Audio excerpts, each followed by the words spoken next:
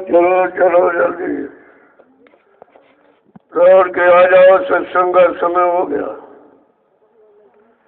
सामने आके बैठ के सुनो तो तुम्हारी समझ में एक वचन आएगा। जिस दिन ये वचन समझ में आ गए उसी दिन तुम सब तरफ से बच जाओगे, फिर तुमको कोई फंसा नहीं सकता। लेकिन वचन नहीं सुनोगे तो कहीं भी फंस सकते हो। इसीलिए पिछले युगों में जब ये वचन नहीं थे, संत महापुरुष नहीं आए थे, तो सबके सब फंसे ही रहे। चाहे वो ऋषि मुनि योगी मार्स कोई हो, चाहे वो अवतारी शक्तियां होगी, सबके सब फंसे रहे। क्योंकि संतों कलयुग में आए, सतयुग त्रेता द्वापर में तो आए नहीं थे। जब वो आए ही नहीं थे, उनके वचन कैसे मिलते, कैसे उनका सुधार होता, कैसे बेचारे असली नकली को समझकर सच्चाई तरफ चल पाते। इसलिए जब जब ये चीजें समय से आई और लोगों को सुनने को मिली और लोगों ने उनको समझ लिया और अपना लिया, उन्होंने अपना काम बना लिया। बाकी तो सब ऐसे रह गए बसे। ये है कलयुग। अब इसने कितना परेशान किया। ये जब जब जिस युग में गया, जब ये सतयुग में कलयुग गया, तो इसने बाप बेटे को लड़ा दिया, प्रहलाद हिरण्यकश्यप को। यही कलयुग जब त्रेता में गया तो भाई भाई में झगड़ा करा दिया, रावण और विभीषण में। यही कलयुग जब द्वापर में गया तो मामा भांजे कृष्ण और कंस में झगड़ा करा दिया। आज तो ये पूरा ही कलयुग है। इसलिए संत महापुरुष ने इस कलयुग को भगाने का संकल्प लिया है, जो काम किसी ने नहीं किया। यह संकल्प धरती पर किसी ने लिया नहीं है, किसी युग को भगा दे, ऐसा तो विधान नहीं रहा है। लेकिन ये सारे युगों के विधान को अपनी मुट्ठी में करके और जिन जीवों को नाम दान दिया, उनके लिए वादा किया कि मैं तुम्हारी जीवात्मा को तुम्हारे घर पहुंचा दूंगा। जब तक घर नहीं पहुंचाऊंगा, मुझको कोई लीला, कोई खेल, कोई करिश्मा क्यों न करना पड़े, लेकिन मैं ऐसे मानव शरीर को छोड़ के जाने वाला नहीं हूँ जब तक ये काम नहीं कर दूं। ये संकल्प में प्रतिज्ञा वादा तो सच्ची में किसी ने किया नहीं। हमने आपने ऐसे समृद्ध मालिक को पहचान नहीं पाया, उनको अपना बना नहीं पाया, उनसे अपना कोई काम नहीं करा पाया। तो जीव का कितना बड़ा दुर्भाग्य है। ये सबसे बड़ा दुर्भाग्य। एक तो कभी यहाँ आए नहीं, अब आए तो उनको हम आप पहचान नहीं पाए, ये दुर्भाग्य तो है। इसलिए जब सत्संग वचन को सुनोगे तो अगला और पिछला है सब तुम्हारी समझ में आ जाए कि पहले क्या था, क्यों नहीं जीव जा पाए, और अब क्या है, क्यों चले जाएंगे। तो ये जानकारी मिलेगी जब आप सत्संग को सुनोगे। जय गुरुदेव, जय गुरुदेव, जय गुरुदेव, जय गुरुदेव। नाम किसका? प्रभु का। जय गुरुदेव। नाम किसका? प्रभु का। प्रभु का प्यारा नाम। जय गुरुदेव। समृद्ध दाता दयालु पूज्य स्वामी जी महाराज आज के इस प्रातःकालीन नैमिषारण्य की तपोभूमि पर प्रातःकालीन लघु सत्संग में सम्मिलित होने वाले समस्त गुरुआसिक प्रेमीजनों, बड़े सौभाग्य का समय होता है, घड़ी होती है जब संत महापुरुष के वचन सुनने को मिले। जो वचन हमें आपको हर मुसीबत, आपत्ति, बीमारी, महामारी से बचाने वाले होते, लेकिन तुम वचनों में लापरवाही करते हो, मतलब कोई गौर ख्याल नहीं करते हो कि आखिरकार ये वचन क्यों कहे जा रहे हैं, क्या इनकी जरूरत आवश्यकता हो गई, जीव को इतना क्यों समझाया जा रहा। तो बात तो समझनी चाहिए। अगर सब लोगों ने समझ लिया होता तो इस गाड़ी, मुसीबत, बीमारी, महामारी के माहौल में कोई नहीं फंसता। तो आपके कानों ने तो सुना, लेकिन शैतान मन ने स्वीकार नहीं किया। तो ये सब जो लाभ देने वाला था वो हानि में बदल गया, जो परेशानी बीमारी हटाने वाला वो आपत्ति मुसीबत में जाकर के फंसाने वाला हो गया। तो इसलिए बच्चों को बड़े हाव भाव और चाव से सुनना चाहिए और उनको ग्रहण करना चाहिए। एक एक वचन को अपने जीवन में उतारने की कोशिश करो, यही प्रयास आपको करना है। बाकी तो सब हो ही जाएगा, लेकिन इतना काम करके अपने तन मन को शुद्ध करना है। जब ये पाक साफ निर्मल पवित्र हो जाएगा तो काम जल्दी हो जाएगा। गंदगी में तो कोई सेवा कोई पूजा स्वीकार नहीं होती। तो ये जानकारी लेनी चाहिए आपको। सत्संग जानकारी तो दे रहा, संस्कार मतलब समझा रहा, चिता रहा, जगा रहा, होश पे लाके खड़ा कर रहा, तुम्हें क्या करना चाहिए क्या नहीं करना चाहिए, किसका खाना किसका नहीं खाना चाहिए, किसको देखना किसको नहीं देखना चाहिए, किसको छूना किसको नहीं छूना चाहिए। यही छुआछूत, कोई जात पात की नहीं है, गंदे कर्मों गंदे खान पान की छुआछूत। अगर इस छुआछूत को हम समझ लेते, इससे दूर हो जाते, तो हमारे पास कोई बीमारी नहीं आती, कोई परेशानी नहीं आती। लेकिन जो बात को करना चाहिए उसको तो कराया नहीं गया, और जो छोड़ना चाहिए उसको छोड़ाया नहीं गया, जो पकड़ना चाहिए उसको पकड़ाया नहीं गया, तो मुसीबत तो इसीलिए आ गई। तो जब महापुरुषों के वचनों को सुनोगे तब तुम्हारी समझ में ये सब आ जाएगा कि आखिरकार ये है सब क्या, क्यों ये इतना प्रयास कर रहे हैं, कभी नहीं किया, क्यों ऐसी शक्ति कभी आई नहीं, आई तो इस तरह का बल क्यों डाल रही है, क्यों हमें आपको समझा बुझा रही है। तो कहते हैं जब उनके वचनों को उनके चरणों में शरण में जब अपनी प्रीति लगा लोगे और उससे जुड़ जाओगे तो काम बहुत सरल हो जाएगा। इसीलिए समझा के महापुरुष क्या कहते हैं हम सब कलयुग के जीवों के लिए कि गुरु चरण बसे अब मन में, गुरु बसे अब मन में, गुरु चरण बसे अब मन में, गुरु चरण बसे अब मन में, मैं से उनको दम में, मैं से उनको दम में, गुरु चरण बसे अब मन में, गुरु चरण बसे अब मन में, मैं से तम दम तन में, मैं से दम दम तन में। कहते ये मन जो विषय भोगों में फंसा था वहाँ से हटाकर गुरु के चरणों में और वचनों में और शरण में लगाना इसको। और कहते हैं हर पल घड़ी शरीर से बस यही करना। अभी तक शरीर को आपने भोगों में लगाया और भोग आपने किए तो मेरा कुछ नहीं, जो था वो भी चला गया, सारी शक्ति आपने छीन कर ली, अब तुम्हारे बस का कुछ नहीं, तुम कुछ कर सको। तो कहते हैं गुरु चरण बसे अब मन में। अभी शैतान मन में किसी का वासा होने मत हो, न काम का न क्रोध का न लोभ मोह अहंकार ईर्ष्या राग द्वेष का। कहा गुरु के चरणों को बसाओ। जब वो बसा लोगे तो सारी गंदगी खत्म हो जाएगी। आगे क्या करें, और हर पल घड़ी अपने तन में केवल यही बसा के रखो, इसी के समान रखो कि कोई गंदगी ना आने पाए। आगे क्या कह रहे समझे। फिर प्रीति लगी पर घट धुन में, प्रीति लगी घट धुन में, फिर प्रीति लगी घट धुन में, फिर प्रीति लगी घट धुन में, वो पहुंची पहली सुन में, वो पहुंची पहली सुन में, वो पहुंची पहली सुन में, वो पहुंची पहली सुन में। कहते हैं अपने अंदर जो ध्वनि आ रही ऊपर से आवाज जीवात्मा को बुला रही, अरे भाई तू इधर आ इधर आ, उधर कहाँ फंस गई, उधर तो तेरा न घर है न तेरा कोई रखवाला रक्षक करने वाला, इधर आ। इसी आवाज को हिंदू महात्माओं ने कहा आकाशवाणी ब्रह्मवाणी अनहद वाणी ईश्वरवाणी।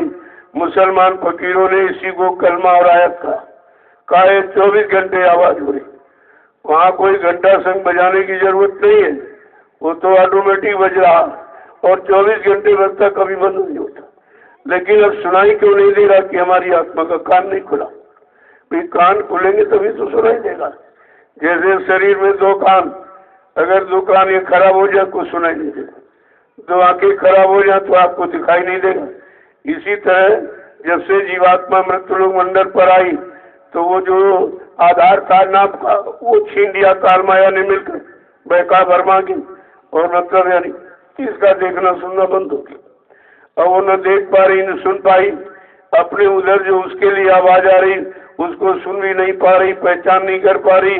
जो मंडल है उसका खुशनुमा है, प्रकाश में, चेतन आनंद में, वो दिखाई नहीं देता। तो कहते हैं यहाँ कान खोलेगा कौन? भाई शरीर के 2 आंख कान बंद हो जाए तो डॉक्टर वह हकीम की तलाश करते हो आप, कोई जानकार मिल जाए और उसके पास कोई जड़ी औषधि हो और वो लगा देगा तो ठीक हो सकता। इसी तरह से जीवात्मा का कान बंद हो गया, उसके लिए कोई हकीम कोई डॉक्टर वैद्य आपने तलाश किया, क्योंकि हमें मालूम नहीं था कि इसका भी खोलने वाला कोई होगा। तो गोस्वामी जी महाराज ने रामचरितमानस लिखकर यही अंतर का घट का सारा भेद बताया। लेकिन भेद को तो आपने जाना नहीं, इधर उधर की बातें पढ़ते रहते हो, सुनाते रहते हो, लेकिन कभी ये नहीं सुनाते कि भाई तू भी कुछ सुन, ऐ मन जीवात्मा तू भी सुन, तुझे भी कुछ सुनाया जा रहा, कुछ तुझे बुलाने की आवाज आ रही, उसको क्यों नहीं सुनता? तो कहता ये आप कान खोलेगा कौन? ऐसा तो कोई यहाँ पर डॉक्टर दिखाई नहीं देता जो जीवात्मा का कान खोल दे। तो गोस्वामी महाराज ने उत्तर कांड में सब भेद बताया कि सतगुरु वैद्य वचन विश्वासा, संयम ये न विषय की आशा। अगर सतगुरु भी वैद्य मिल जाए, उनके वचनों पर विश्वास हो जाए तो ये तुम्हारा आँख कान खोल देंगे, लेकिन विषय वासना की कोई इच्छा न हो। ये परहेज है, बिना परहेज के दवा तो नहीं काम करती। तो कहा विषय वासनाओं की कोई इच्छा न रहे और मतलब यानी और तो ये तुम्हारा काम वो कर देंगे। उनको करने में कोई परेशानी नहीं है, तो इस काम करने आए, लेकिन बगैर पाक साफ निर्मल पवित्र किए तो कोई चीज समझ में आएगी नहीं, क्योंकि गंदगी पहले से भरी है। तो कहते हैं कि ये शरीर का काम और शरीर को चेतन का रूप देने वाली चेतन जीवात्मा का काम ये कौन करेगा? इसके लिए बताया कर्णधार सदगुरु चरणावा, दुर्लभ का सुलभ कर कावा। जिसने पूरे जीवन का मार्गदर्शक पथ प्रदर्शक डायरेक्टर सदगुरु को बनाया, उन पर विश्वास किया, उनके बच्चों को अपने जीवन का मूल आधार बना लिया, का उनका काम ये सरलता हो जाए। कुछ करना नहीं है, केवल करने वाले को अपना बनाना है, उनको पकड़ना है। अब जिनको जिनको आपने पकड़ा तो धोखा हो गया। पकड़ा तो आपने, लेकिन उन्होंने अपने आप को आपको जकड़ा, अपने में जकड़ लिया, फंसा लिया और जितनी शक्ति शरीर की सब खींच के बराबर कर दी, सब खत्म कर दी। तो कहता आए थे कुछ मिलने, लेकिन मिला कुछ। जवानी में कोई अच्छी सच्ची बात समझ में आती नहीं, क्योंकि नशा अलग होता। तो जवानी में क्या कहते, कह रहे हम भोग भोगने आए हैं, कहता हम भोग भोगने आए, और 60 साल के बाद क्या कहता कि भोगों ने हमको ही भुगत दिया। मैं भोगने आया था लेकिन भोगों ने हमको भुगत दिया, सारी शक्ति नष्ट कर बर्बाद खत्म कर दिया। लेकिन समझ में कब आया? जब जीवन खत्म हुआ तब जीने का ढंग आया। तो फिर उसे क्या होने वाला? समय के पहले चेतना जागना, होश में आकर के अपना काम बना लेना, इसी को कहते बुद्धिमान और बुद्धिमानी। तो कह रहे आगे समझा के एक एक वचन को कि गुरु चरण बसे जब मन में, जब इस शैतान मन में जो गंदगी का वास है उसे हटा करके गुरु के चरणों का वास करो तो ये गंदगी फिर आने नहीं जाएगी। उस चरण और शरण में कोई गंदगी नहीं आ सकती। इतना तो सब करते, गुरु से ईश्वर ब्रह्म पार ब्रह्म महाकाल सब करते। कोई मतलब यानी उनके वचन को न कोई काट सकता न कोई झूठा कर सकता। माने न माने वो तो जीव की अज्ञानता में गरुड़ गुमान घमंड में कह रहा है, लेकिन उनके वचन को कोई काट नहीं सकता, कोई रोक नहीं सकता। वो अपने समय पर आपको सिद्ध हो जाएंगे। आप देख लीजिए कब कहा गया था बड़ी बड़ी बीमारियां होंगी, एक की दवा 100 में न मिलेगी, बचाने वाले मिले नहीं। आज जमाना बदलेगा, लाशें सड़ी पड़ेंगे, घर घर में उठाने वाले मिले न यार, जमाना बदलेगा। कितने पहले कहा गया और सब हो रहा है। पहले इसलिए कहा जाता है ताकि कोई ये न कहे कि आप पहले बता देते हम सुधार कर लेते, हम पूरी तैयारी कर लेते बचने की। इसलिए कितने पहले सन 1980 से प्रारंभ किया ये भविष्यवाणियां, और आप देख कितना समय 40 वर्ष हो गए, 40 वर्ष हो गया। इतना समय बताने, सुनाने, समझाने में किसी ने दिया नहीं सृष्टि में। ऐसे समय मालिक को हमने आपने पहचान नहीं पाया, जो मेरे लिए आए, हमारी जीवात्मा के कल्याण के लिए आए, हम सबको जगा रहे हैं, खड़ा कर रहे हैं और बदले में कुछ ले नहीं रहे। तो ऐसा तो परम हितैषी कभी आया ही नहीं। लेकिन अफसोस इस बात का है हम अपने परम हितैषी सुमचुत्त को समझ नहीं पाए। आगे समझा के क्या कह रहे हैं, एक एक वचन को सुनिए आप।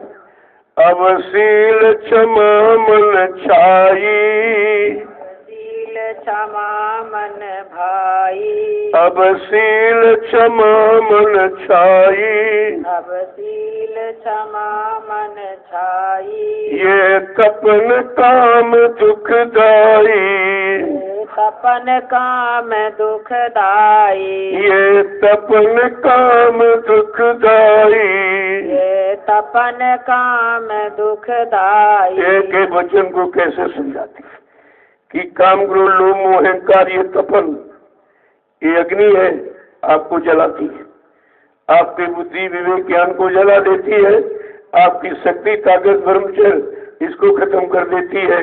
तो कहते हैं उसकी जगह अब शील, क्षमा, संतोष, विरह, विवेक को मन में धारण करो।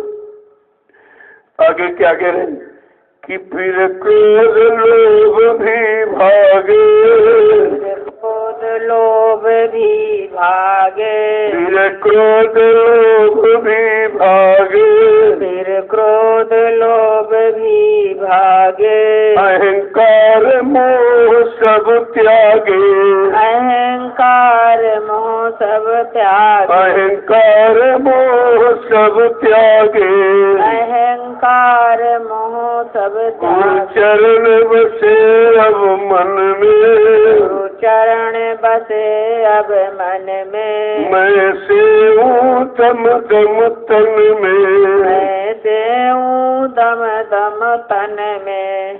कहते जब शील, क्षमा, संतोष, विरह, विवेक इसको धारण करोगे, क्योंकि ये काम, क्रोध, लोभ, मोह, अहंकार का काट है, इनको धारण कर लोगे अपने आप हट जाएंगे, ये काट है उसका।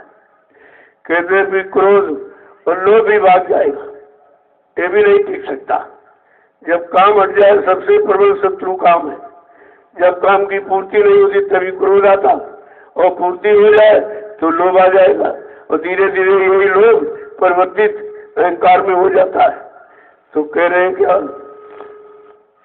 कि धुन 5 शब्द घट जागे, शब्द 5 जागे, धुन 5 शब्द घट जागे, धुन 5 शब्द घट जागे, मन हुआ सहज बैरागी, मन हुआ सहज बैरागी, मन हुआ सहज बैरागी, मन हुआ सहज बैरागी। गुरु चरण बसे अब मन में, गुरु चरण बसे अब मन में, मैं सेऊं दम दम तन में, मैं सेऊं दम दम तन में। जैसे काम, क्रोध, लोभ, मोह, अहंकार हटा तो फौरन वो पान धुनी जो ऊपर से आवाज आ रही है साफ साफ सुनाई देने, और जैसे उसमें शब्द में लगी जीवात्मा तो मन तुरंत बैरागी हो जाए। फिर ये भोगों को त्याग देगा, इधर से उसको नफरत होगी, उधर शब्द से प्रेम बढ़ेगा। आगे फिर क्या कह रहे हैं कि गुरु कृपा सूर्य उगाना, गुरु कृपा सूर्य उगाना, गुरु कृपा सूर्य उगाना, गुरु कृपा सूर्य उगाना, अब हुआ जगत बेगाना, अब हुआ जगत बेगाना, अब हुआ जगत बेगाना, अब हुआ जगत बेगाना। गुरु चरण बसे जब मन में, गुरु चरण बसे जब मन में, मैं से दम दम तन में, मैं से हूँ दम दम तन आज अंदर में गुरु का चरण का वास होगा, लगा होगा, प्रीत प्रतीत होगी, तो कहा ये सब अपने आप खत्म हो जाए, आपको कुछ करने की जरूरत नहीं। ऐसे को अंदर में बैठा दो जिसके आगे सब डरते हैं, फिर आप कोई फटकेगा नहीं, न काम न क्रोध न लोभ न मोह न अहंकार, सब छोड़ भगे मैदान, ये मैदान ही छोड़ के भाग जाएंगे। तो कहते गुरु कृपा, गुरु की कृपा से सूर्य उगाओ, ये प्रकाश अंदर में सच्चा ज्ञान पैदा करो, ये बिना गुरु की कृपा के कोई नहीं कर सकता। आगे क्या करे, अब हुआ जगत बेगाना, जब गुरु के द्वारा सूर्य रूपी ज्ञान, ज्ञान रूपी सूर्य जब उगाएगा, पहले मतलब निकल आएगा, तो कहते कि सारा संसार तुमको नासवान दिखाई दे। जब असली चीज मिल जाती है, अच्छी मिल जाती है, तब बुरी की पहचान होती, नहीं तुम जब अच्छी नहीं मिलेगी तुम बुरी को ही अच्छा मान बैठे। ये हुआ कि अच्छी अच्छे से हटा दिया गया, अच्छाई सच्चाई से हटा दिया गया, हम बुराई को ही सब कुछ मान बैठे, उसी को अपना आधार बना लिया, और धीरे धीरे धीरे इतनी बुराई फैल गई कि अपनी बुराई से इंसान परेशान होने लगा, अपनी बुराई से। यही है जब पाप करते पापी उब जाए, समझ लो परिवर्तन है इनका कगार पर। झूठ बोलने वाला कहे नहीं नहीं बहुत झूठ बोला, सब झूठ बोलने लगे, वो भी ऐसा एहसास करने लगे, तो समझ लो परिवर्तन है कगार पर। ये परिवर्तन की पहचान है। आगे समझा के क्या कह रहे महापुरुष कि घट बैठी तारी लाई, घट बैठी तारी लाई, घर बैठी तारी लाई, घर बैठी तारी लाई, बाहर की क्रिया दूर भगाई, बाहर की क्रिया दूर भगाई, बाहर की क्रिया दूर भगाई, बाहर की क्रिया दूर भगाई। जब गुरु चरण बसे अब मन में, जब गुरु चरण बसे अब मन में, मैं से हूँ दम दम तन में, मैं से हूँ दम दम तन में। कहते हैं अपने शरीर को इन्हीं में लगाना, गुरु चरणों में, गुरु के चरण वचन और शरण, ये तीन में लगाना है। अब ये काल माया के कर्मों का जाल भोगों का बनाया, इसमें नहीं फंसाएंगे, इसमें नहीं लगाएंगे, इससे हटाएंगे। और वो हटेगा कैसे? कहे गुरु कृपा से, इंसान अपने आप नहीं कर सकता, इसलिए कलयुग में क्रिया साधनी कृपा साधनी। अगर क्रिया साध समझ लेते तो सबको नामदान दे दिया गया, सब लोग नाम की कमाई करके तो अपना काम बना दिए होते। कहते नहीं, क्रिया नहीं साध है, क्रिया करने की शक्ति सामर्थ्य नहीं है, इसलिए हमें उनकी कृपा चाहिए, उनकी दया चाहिए, उनकी मेहरबानी चाहिए। और दया कृपा मेहरबानी कब मिलती? जब हम किसी हुक्म आदेश का पालन करेंगे, उनके एक एक वचन को विश्वास के साथ मानेंगे और अपने जीवन के कल्याण उद्धार के लिए मानेंगे।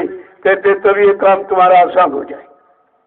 आगे समझा के क्या कह रहे हैं कि गुरु अद्भुत सुख दिखलाया, अद्भुत सुख दिखलाया, गुरु अद्भुत सुख दिखलाया, गुरु अद्भुत सुख दिखलाया।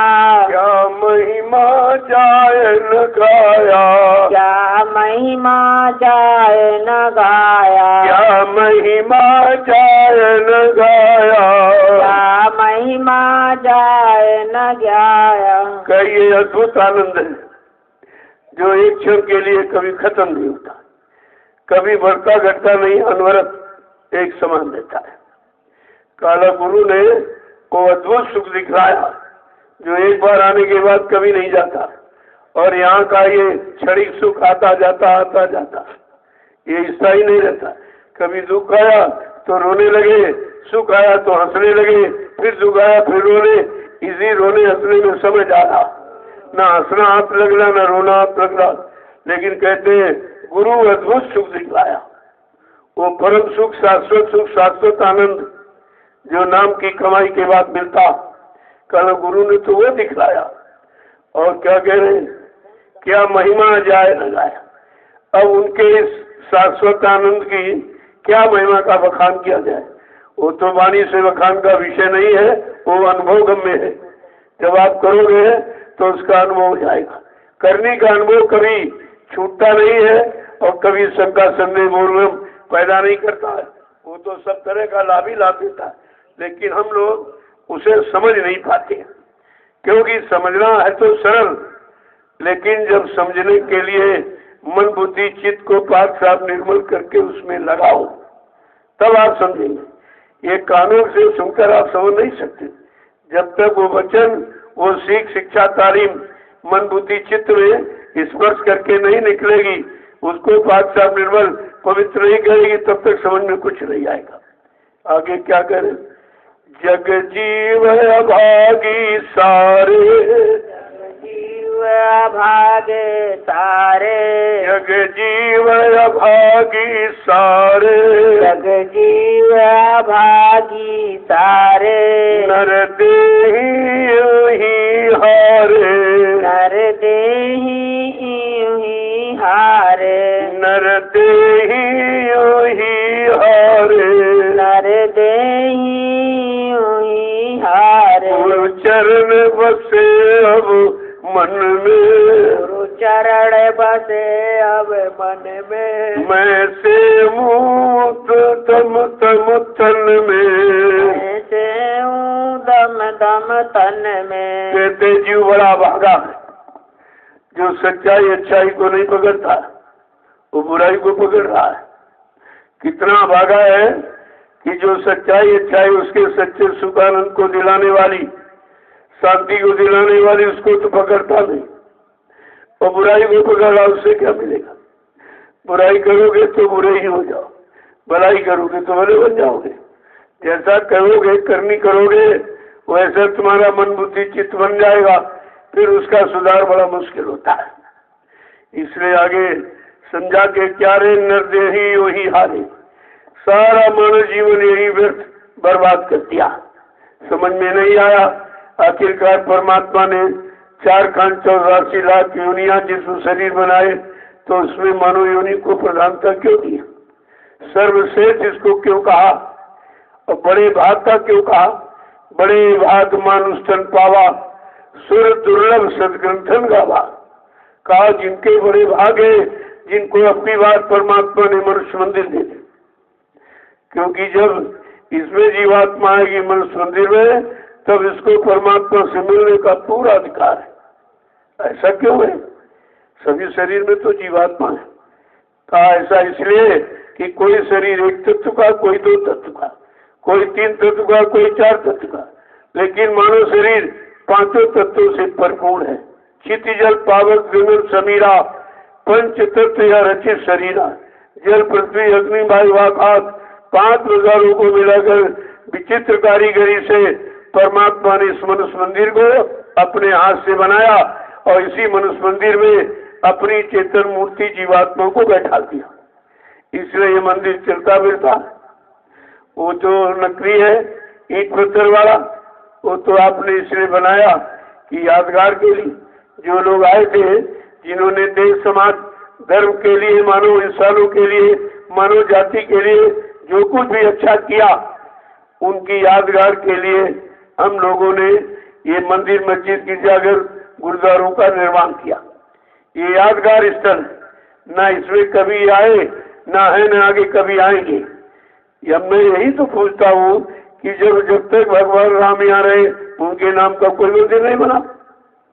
अगर उनके नाम का मंदिर बना होता तो उसी मंदिर में आते हो। ये तो मंदिर, मस्जिद, गिरजा, गुरुद्वारे हमने बाद में बनाए। जब काम हो गया, धर्म का, कर्म का, मानवता, इंसानियत का, प्रेम प्यार मोहब्बत, सेवा दया सदाचार, परमात्मा की यादगार का, माँ बहन बेटी बहू की फर्क पहचान का, जब ये काम उनके द्वारा हुआ तब हमने उनकी यादगार के लिए ये सब बना के तैयार किया। इनमें बैठ के इनकी याद करेंगे, इनको मानवतन मिला, इन्होंने क्या क्या किया, हमें सबको मानवतन मिला, हमें आपको क्या करना चाहिए, मानवतन में आकर इनकी पूजा क्यों हो रही, इन्होंने किनके आदेश हुक्म को माना, तो पता चला राम ने, कृष्ण ने जिनकी पूजा हो रही है उन्होंने गुरु की पूजा की, गुरु के वचनों को, गुरु के आदेश को माना और गुरु ने इनकी पूजा करा दी। गुरु का कर्तव्य है, वो अपनी पूजा कभी नहीं करा, अपना मान सम्मान कभी, धन दौलत कभी लेने के लिए नहीं आते, लेकिन जीव को सब कुछ दिलाते ताकि जीव विश्वास के साथ वहीं पर लगा रहे और धीरे धीरे करके अपना काम पूरा कर ले। देखो आगे क्या कह रहे, क्यों गुरु से प्रीति न करते, क्यों गुरु से प्रीति न करते, क्यों गुरु से प्रीति न करते, क्यों गुरु से प्रीति न करते, क्यों जम के किंकर रहते, क्यों जम के किंकर रहते, क्यों जम के किंकर रहते, क्यों जम के किंकर रहते, गुरु चरण बसे अब मन में, गुरु चरण बसे अब मन में, मैं से हूँ दम दम तन में, मैं से हूँ दम दम तन में। ये अब आगे जीव गुरु के वचनों को सुनते नहीं है, अपना उनको मानते नहीं है, अपना हितैषी चिंतक भी नहीं मानते, क्या करने आए क्या देने आए इसको जानते भी नहीं। कहते कि क्यों गुरु से प्रीति न करते और जम के किंकर माने दास नौकर बन जाते, फिर जमराजा की मार क्यों खाते, अगर गुरु के बच्चों को सुनकर चेत जाते, जाग जाते, होश में आकर के नाम की कमाई करके अपना काम बना लेते तो जमराजा की जूतियां नहीं खानी पड़ती। आगे क्या कह रहे हैं, मैं किससे कहूँ सुनाऊं, मैं किससे कहूँ सुनाऊं, मैं किससे कहूँ सुनाऊं, मैं किससे कहूँ सुनाऊं, फिर अपना मन समझाऊं, फिर अपना मन समझाऊं, फिर अपना मन समझाऊं, फिर अपना मन समझाऊं। कह रही मैं किससे किससे ये व्यथा कष्ट मुसीबत सुनाऊं, क्योंकि यहाँ तो कोई दूर करने वाला है नहीं, वो सभी उसी मुसीबत में फंसे, जो सब फंसा वो तुम्हारी कैसे दूर करते। एक बार समृद्ध दाता दयालु बाबा जी महाराज ने ये एक आवाज दी थी, कहा एक दिन ऐसा समय आएगा इस मृत्यु लोक मंडल में कि सबकी गाड़ी में आग लगेगी, कौन किसकी बुझाएगा, सबको अपनी बड़ी पड़ी होगी। अब इस समय आपके सामने एक कोरोना नाम की जो भयानक बीमारी बता रहे हैं, ये कुदरती कोराम है, कुदरत नाराज हो गई, उसका ये जजमेंट सजा दे रही है, जिसको ये नहीं समझ पा रहे, लेकिन जो संत महापुरुषों ने कहा वो अमिट है, उनकी छाप अमिट है। कब कहा था, आज वो सब सामने। 6 दिसंबर सन 1976 में इशारा किया गया था और कोरोना शब्द की व्याख्या की गई। इसलिए कोरोना ना आवे तो क्या क्या न करो, ये सब करना बंद कर दो, गंदा खान पान करना बंद करो, बुद्धि ना से नशा शराब पीना बंद करो। जब बुद्धि पागल हो जाएगी, माँ बहन बेटी बहू की पहचान खत्म हो जाएगी, फिर कितना बड़ा जघन्य अपराध पाप कर डालेगा, कोई उसकी सीमा नहीं है। कहा ये सब बंद कर दो, झूठ बोलना बंद करो, धोखाधड़ी ये सब बंद करो, दूसरा का अपमान निंदा चुगली बुराई क्रिटिसाइज करना बंद कर दो। कहा अगर तुम बंद नहीं करोगे एक दिन तुम्हारा मुंह बंद कर दिया जाएगा। आज सब आपके सामने, जब तुमने नहीं बंद किया तो एक कपड़े का एक बंधन लगा दिया, कहा इसको लगाओ मुंह पर। फिर भी हम नहीं समझ पा रहे, अरे बीमारी मुंह से आती है कि गंदे खान पान? हाँ, इसलिए कि मुंह से गंदा खान पान करते हो, इसलिए मुंह को बंद करो, न गंदा खान पान करो, न गंदे कर्म करो, तो कोई बीमारी नहीं आएगी।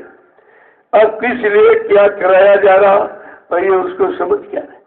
क्या मुंह बंद करने से बीमारी चली जाए? मुंह से जो गंदा खान पान करते उसको बंद करो, मुंह से जो गंदे यानी अश्लील शब्दों का प्रयोग करते हुए बंद करो, दूसरे की निंदा आलोचना बुराई क्रिटिसाइज करते उसको बंद करो। ये है मुंह बंद करने का मतलब। उसको भी नहीं समझ पाए, यानी बंधन भी लगाया गया तब भी नहीं समझ पा रहे आखिर क्या रे मुंह पे लगाम क्यों लगाई गई, एक कपड़ा क्यों बनवाया जा रहा, इसका मतलब क्या है? तो ये तो कोई बताता तो है नहीं, केवल कह दिया तुमने बांध दिया। लेकिन पूछ लेते भाई हम क्यों बांधे? अगर हम मुंह से गंदा खान पान न करें, गंदे शब्द का प्रयोग न करें, किसी की निंदा आलोचना बुराई न करें, तो फिर बांधने की जरूरत क्या? अरे ये बंधन अंदर से स्वीकार करो, बाहर एक कपड़े लत्ते वाला बंधन काम नहीं करेगा। वो तो अंदर से आपको ये संकल्प लेना होगा। आगे समझा के क्या कहे, तू गुरु मत दल कर भाई, तू गुरु मत दल कर भाई, गुरुमुख दृढ़ कर भाई, अब छोड़ जाता तू पराई, जात पराई, अब छोड़ो तात पराई, अब छोड़ो तात पराई, गुरु चरण बसे अब मन में, गुरु वचन बसे अब मन में, मैं से हूँ दम दम तन में, ऐसे हूँ दम दम तन में। कहते भाई गुरुमत को दृढ़ करो, गुरु के विचारों को वचनों को दृढ़ता से पकड़ो, ये तुम्हारा काम करेंगे। जो तुमने बाहर से वचन पकड़े हैं और निंदा आलोचना बुराई करने की सीख आपने ली, इसको बंद कर दो। इससे कोई काम न बनेगा, न तुम्हारा बनेगा, न तुमसे इसका बना सकते। बुराई बुराई करने वाला न अपने को बुराई से बचा सकता और जो सुनेंगे वो भी नहीं बच सकते।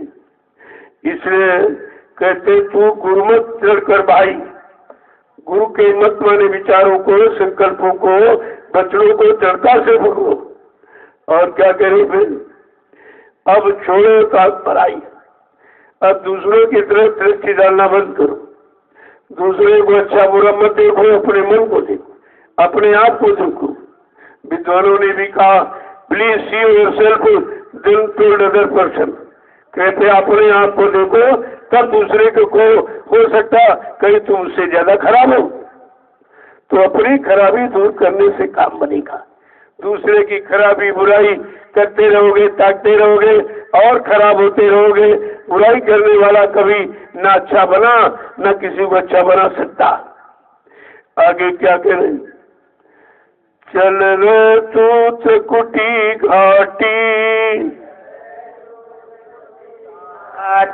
चल रे तू त्रिकुटी घाटी, चल रे तू त्रिकुटी घाटी, चढ़ सुन शिखर की बाटी, चढ़ सुन शिखर की बाटी, चढ़ सुन शिखर की बाटी, चढ़ सुन शिखर की बाटी। आप तू चल, ऐ मन तेरा आवास निवास तृप्ति धाम, तू अपने घर की तरफ चल और वो सुन शिखर की बाटी, बाटी माने रास्ता, बाट, वो रास्ता ऊपर से ऊपर की तरफ चलने से तेरा घर मिलेगा। यहाँ नीचे तू जो तलाश कर रहा है, काल माया का देश तेरा देश ही नहीं है, तो क्या तलाश करने से तेरा मिल जाएगा, बन जाएगा। आगे क्या कह रहे, महाशून्य की तोड़ो टाटी, महाशून्य की तोड़ो टाटी, महाशून्य की तोड़ो टाटी, महाशून्य की तोड़ो टाटी, जा भंवर गुफा की आटी, जहाँ भंवर गुफा की आटी, जा भंवर गुफा की हाटी, जहाँ भंवर गुफा की हाटी। कहा कि सुन शिखर के ऊपर महाशून्य है, कहा वहाँ चल और जितने भी टाटी माने ये रुकावट की बाधाएं जो लगा रखी हैं इनको हटा दे, ये सब हट जाएंगे, तोड़ो इनको। और भंवर गुफा ऊपर स्थान है, वहाँ पर जो भी मतलब हो रहा है या तुम्हारा तुमको लुभाने वाला तुमको रोकने वाला उधर है, वहाँ चल। आगे क्या करें?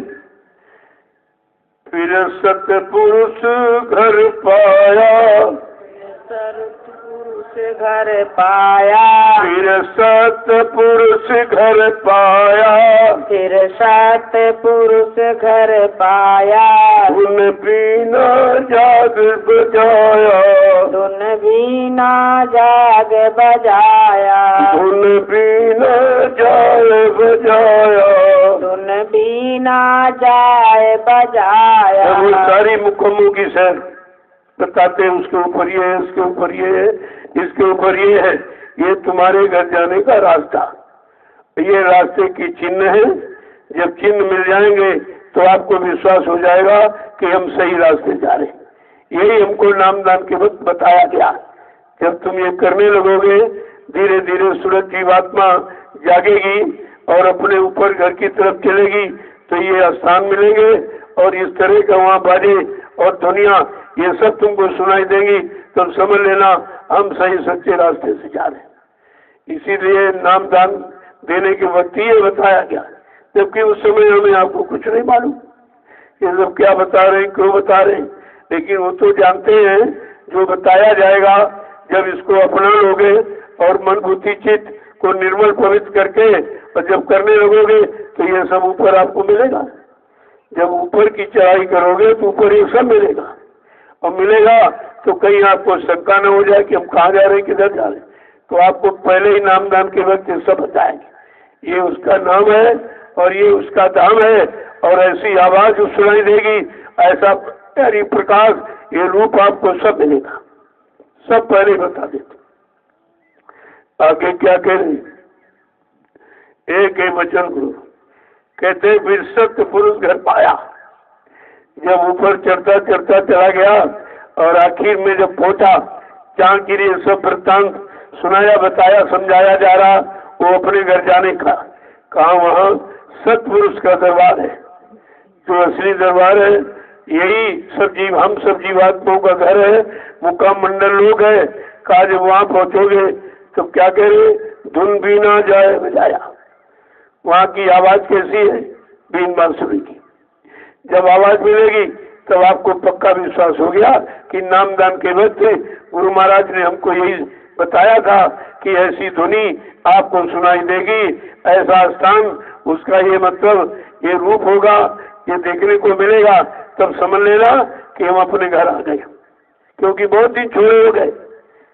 अगर तुमको 10, 20, 50, 100 वर्ष मतलब यानी घर से अलग कर दिया जाए, एक बात तुम अपने घर में नहीं पहुंच सकते, क्योंकि भूल गए हो।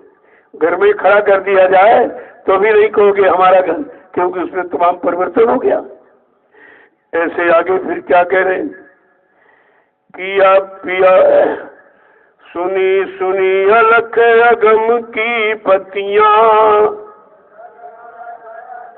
बत्तियां सुनी अलख अगम की बत्तियां, सुनी अलख अगम की बत्तियां, शशि सूर्य खरब जहाँ थकियां, सूर्य खरब जहाँ तकियां, शशि सूर्य खरब जहाँ थकियां, सूर्य खरब जहाँ तकियां। कहा उसके ऊपर अलख अगम। कहा वहाँ की जब बातें रहे सुनोगे तो अरबों सूरज चांद सितारे थक गए, वो उसके प्रकाश की क्षमता नहीं कर पाए। अरबों सूरज चांद सितारे रोम रोम में कर तुजारे, उस महापुरुष के एक एक रोम रोम में अरबों खरबों सूरज चांद सितारे ये सब मिल जाए, फिर भी उसके रोम की एक रोम की प्रकाश को बराबरी नहीं कर सकते। एक रोम में जो प्रकाश है, कितना प्रकाशवान वो पुरुष है जो उस अखंड प्रकाशमान देश से आया हम सब जीवात्माओं को अखंड प्रकाश में चेतन में देश को पहुंचाने के लिए। आगे क्या कह रहे हैं कि पिया पर से सतगुरु स्वामी, पिया पर से सतगुरु स्वामी, पिया पर से सतगुरु स्वामी, पिया पर से सतगुरु स्वामी, कुछ कहूँ न पुरुष अनामी, कुछ कहूँ न पुरुष अनामी, कुछ कहूँ न पुरुष अनामी, कुछ कहूँ न पुरुष अनामी, गुरु चरण बसे अब मन में, गुरु चरण बसे अब मन में, मैं से हूँ दम दम तन में, मैं से हूँ दम दम तन का में। ये सब कैसे मिलेगा?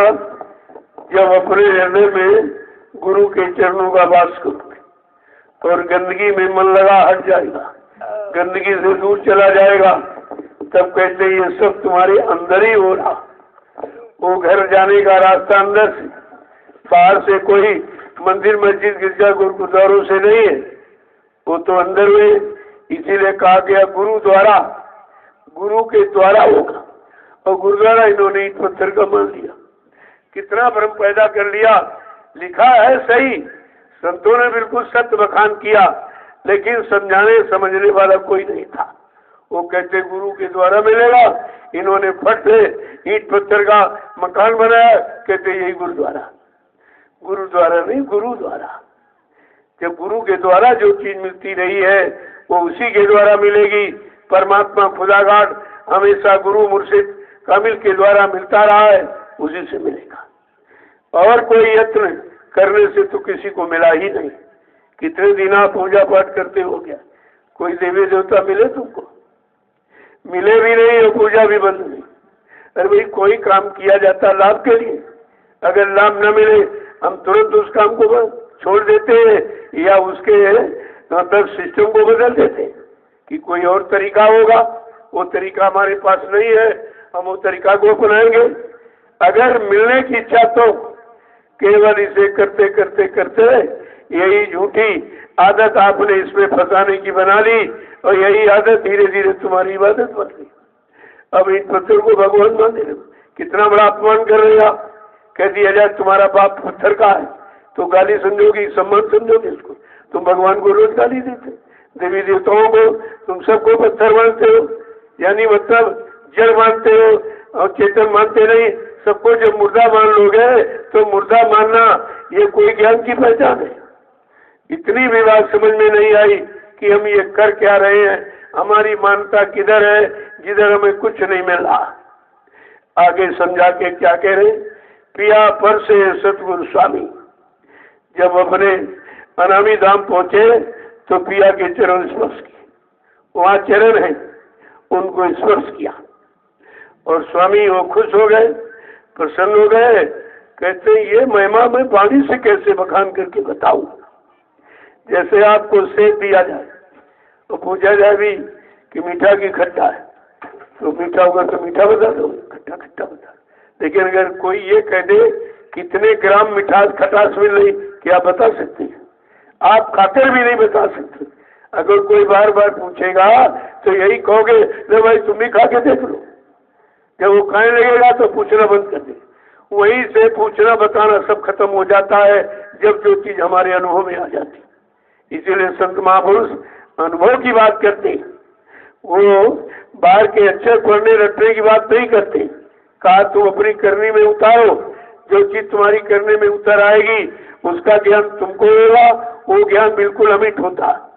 अपने अनुभव का ज्ञान अमिट, दूसरे अनुभव का ज्ञान हम कितना पढ़ ले कितना रट ले, लेकिन अनुभव नहीं हो सकता कि अनुभव करने का फल है। आगे क्या करें, मेरी आरत सबसे न्यारी, मेरी आरत सबसे न्यारी, मेरी आरत सबसे न्यारी, मेरी आरत सबसे न्यारी। कोई समझेगी पिया प्यारी, कोई समझेगी पिया प्यारी, कोई समझेगी पिया प्यारी। कोई समझेगी पिया प्यारी। मेरी आरती न्यारी है, वो दीपक चिराग ही जलाने वाली नहीं। ये भी तो आप यहाँ भी गलत कहते हो, जो आरती आप कहते हो गलत कहते हो, क्योंकि कहते हो बिन घृ दीप आरती साजी, और वहां दीप गीत लिए घूम रहे, झूठ बोलते हो, झूठ बोलते हो, कहते हो कुछ करते हो कुछ। इसलिए ये आरती में बहुत ही से रुकवाने वाला था कि ये मुंह से बखान करने की नहीं है, ये अंदर घट की। जहाँ पर कोई चिराग बत्ती की जरूरत नहीं है, अनवरत प्रकाश हो रहा है, परम प्रकाश रूप दिन नाती, न चाहिए घृत दिया और बाती। वहाँ दिया बाती चिराग जलाने की आवश्यकता है ही नहीं। यहाँ तुम चिराग और बत्ती जलाते हो और कहते हो बिन घृत बाती, झूठ भी बोलते हो, सामने सारे घुमा रहे हो और झूठ बोलते हो। तो ये सब बंद कर दीजिए आप। जो अंदर की चीज है उन्हें अंदर में रहने दो, जो बाहर की चीज अंदर ले जाने वाली उन्हें बाहर में जब तक कहोगे जब तक अंदर नहीं पहुंच जाओ। ये हमेशा समझदारी से किया करो। आगे क्या है, कहते हैं मेरी आरत सबसे न्यारी, वो सबसे न्यारी है। वहां थाल अगरबत्ती चिराग बाती कुछ नहीं जलेगी, वो न्यारी अनोखी है और उसे समझेगी कोई पिया प्यारी। जो अपने पिया प्रीतम सतपुरुष की प्यारी हो गई वही सूरत जीवात्मा रूप समझेगी, बाकी नहीं सोच सकती। आगे क्या कह रहे हैं, ये भेद अथाह बखाना, ये भेद अथाह बखाना, बिन संतन कोई जाना, बिन संतन कोई जाना, बिन संतन कोई जाना, बिन संतन कोई जाना। ये भेद था जिसकी कोई था नहीं, कोई सीमा नहीं, कोई नाप तोल नहीं है, ये तो अथा है, अगम है, अपार है। ऐसे शब्दों का प्रयोग किया गया जो बाहर में आप कहीं करके प्राप्ति नहीं कर सकते। ये सब अंदर घट की बात है। कहते हैं कि ये भेद अथा बखाना, बिना संत न कोई जाना। बिना संत महापुरुषों के ये भेद को ज्ञानी विज्ञानी नहीं जान पाए, धनवान बलवान बुद्धिमान नहीं जान पाए, ऋषि मुनि योगी महास और तारी शक्तियां नहीं जान पाई। बिना संत के ये भेद कोई नहीं जानता। अब संत किसे कहते? संत कोई दाढ़ी बाल का नाम नहीं है, ये दाढ़ी बाल का। देखो दाढ़ी रखने का मतलब क्या है कि तुम्हारे चेहरे से नूर टपकना चाहिए, तब तो दाढ़ी का महत्व। विषयों में फंसे हो, दाढ़ी रखाए हो तो दाढ़ी से नूर का एहसास होगा, नूर प्रकाश का एहसास होगा, यही तो उसकी पहचान। इसलिए ये भेष उस देश में जाने का है जब उस देश के काबिल हो जाओ और तुम्हारी साधना पूरी हो जाए, तब तो फिर कहना नहीं पड़ेगा कि अपने आप इधर का बदल जाएगा, सब उधर जाने का। तो ये भेष उधर जाने का। लेकिन सभी यही इसी देश में मान सम्मान झूठा पाने के लिए रखा लिया। इनको ये नहीं मालूम इसका भी तुमको कर्जा भोगना पड़ेगा। मान और सम्मान के चाहे पड़ेगा, सब तुझे देना, ये सब तुझे देना पड़ेगा, क्योंकि वो तो दाढ़ी देखकर तुम्हारा सम्मान करते। अरे भाई कोई महात्मा आ गया, महात्मा। अब उन बेचारों को क्या मालूम, लेकिन तुमको तो मालूम है कि हमारी असली है कि नकली है। अभी हमने कुछ पाया नहीं, यत्न किया नहीं, युक्ति जानी नहीं, भक्ति की नहीं, मुक्ति का कारण बना नहीं, तो ये तुम्हारे लिए हानिकारक होगा। ये हानिकारक है। झूठा सम्मान भी सबसे ज्यादा खतरनाक होता है। तभी कहा गया भाई ये कुछ मत, तुम्हें यहाँ बनाने की जरूरत नहीं, अपनी बनाने की बात करो। यहाँ भेद बनाने की जरूरत नहीं है। उस देश चलने की तुम यानी क्रिया करो, उसको बनाओ, वो बन जाए तो काम हो जाएगा। आगे समझा के क्या कह रहे हैं, ये भेद अथाह बखाना, इसका बखान नहीं हो सकता। बाहर से कुछ कहा नहीं जा सकता, क्यों अंदर का है। अब अंदर तुम कभी गई नहीं, चढ़ाई तुमने की नहीं, मुकामे सुनने क्रॉस पार आपने की नहीं, तो जो तुम्हारा कहना तो झूठा होगा। केवल सुनी सुनाई पढ़ी पढ़ाई बात को कहना झूठी ही है। वो सबसे ज्यादा खतरनाक तुम्हारे लिए। तुम इसी को कहते कहते तुम्हारे में ये हो जाएगा कि लोग हमको सम्मान देने लगे, लोग हमको मान लिए, लेकिन तुम तो जानते हो कि अभी हम उस सम्मान पाने के लायक नहीं है। ये सम्मान हमारे लिए धोखा हो जाएगा, तुमको धोखा और जो लोग तुमको देख कर रहे हैं वो भी धोखा। आपने दो नुकसान किया, अपना किया और भेष बना के दूसरों का भी नुकसान कर दिया, तो कितना बारी ये भोग बन जाएगा। कितने बार जन्म लेकर इस भोग की पूर्ति आपको करनी पड़ेगी। तो ऐसा काम करते ही क्यों, लेकिन जानते भी नहीं हो और बताया जाए तो मानते नहीं, तो उन्होंने कहना बंद कर दिया, ये भोगेगा तब मानेगा। आगे क्या कहा, कर्मी जीव जग के अंधे, कर्मी जीव जग के अंधे, कर्मी जीव जग के अंधे, कर्मी जीव जग के अंधे, सब फंसे काल के फंदे, सब फंसे काल के फंदे, सब फंसे काल के फंदे, सब फंसे काल के फंदे, गुरु चरण बसे अब मन में, गुरु चरण बसे अब मन में, मैं सेवूं दम दम तन में, मैं सेवूं दम दम तन में। काय बेचारे बाहर में कर्म करने वाले जीव सब अंधे, इन्हें कुछ दिखाई नहीं दे रहा कि हम दाढ़ी रख रहे हैं इसका मतलब क्या है, हम पगड़ी बांध रहे हैं इसका मतलब क्या है, हम सदरी पहने इसका मतलब क्या, हम टाट बोरा पहने इसका मतलब क्या है।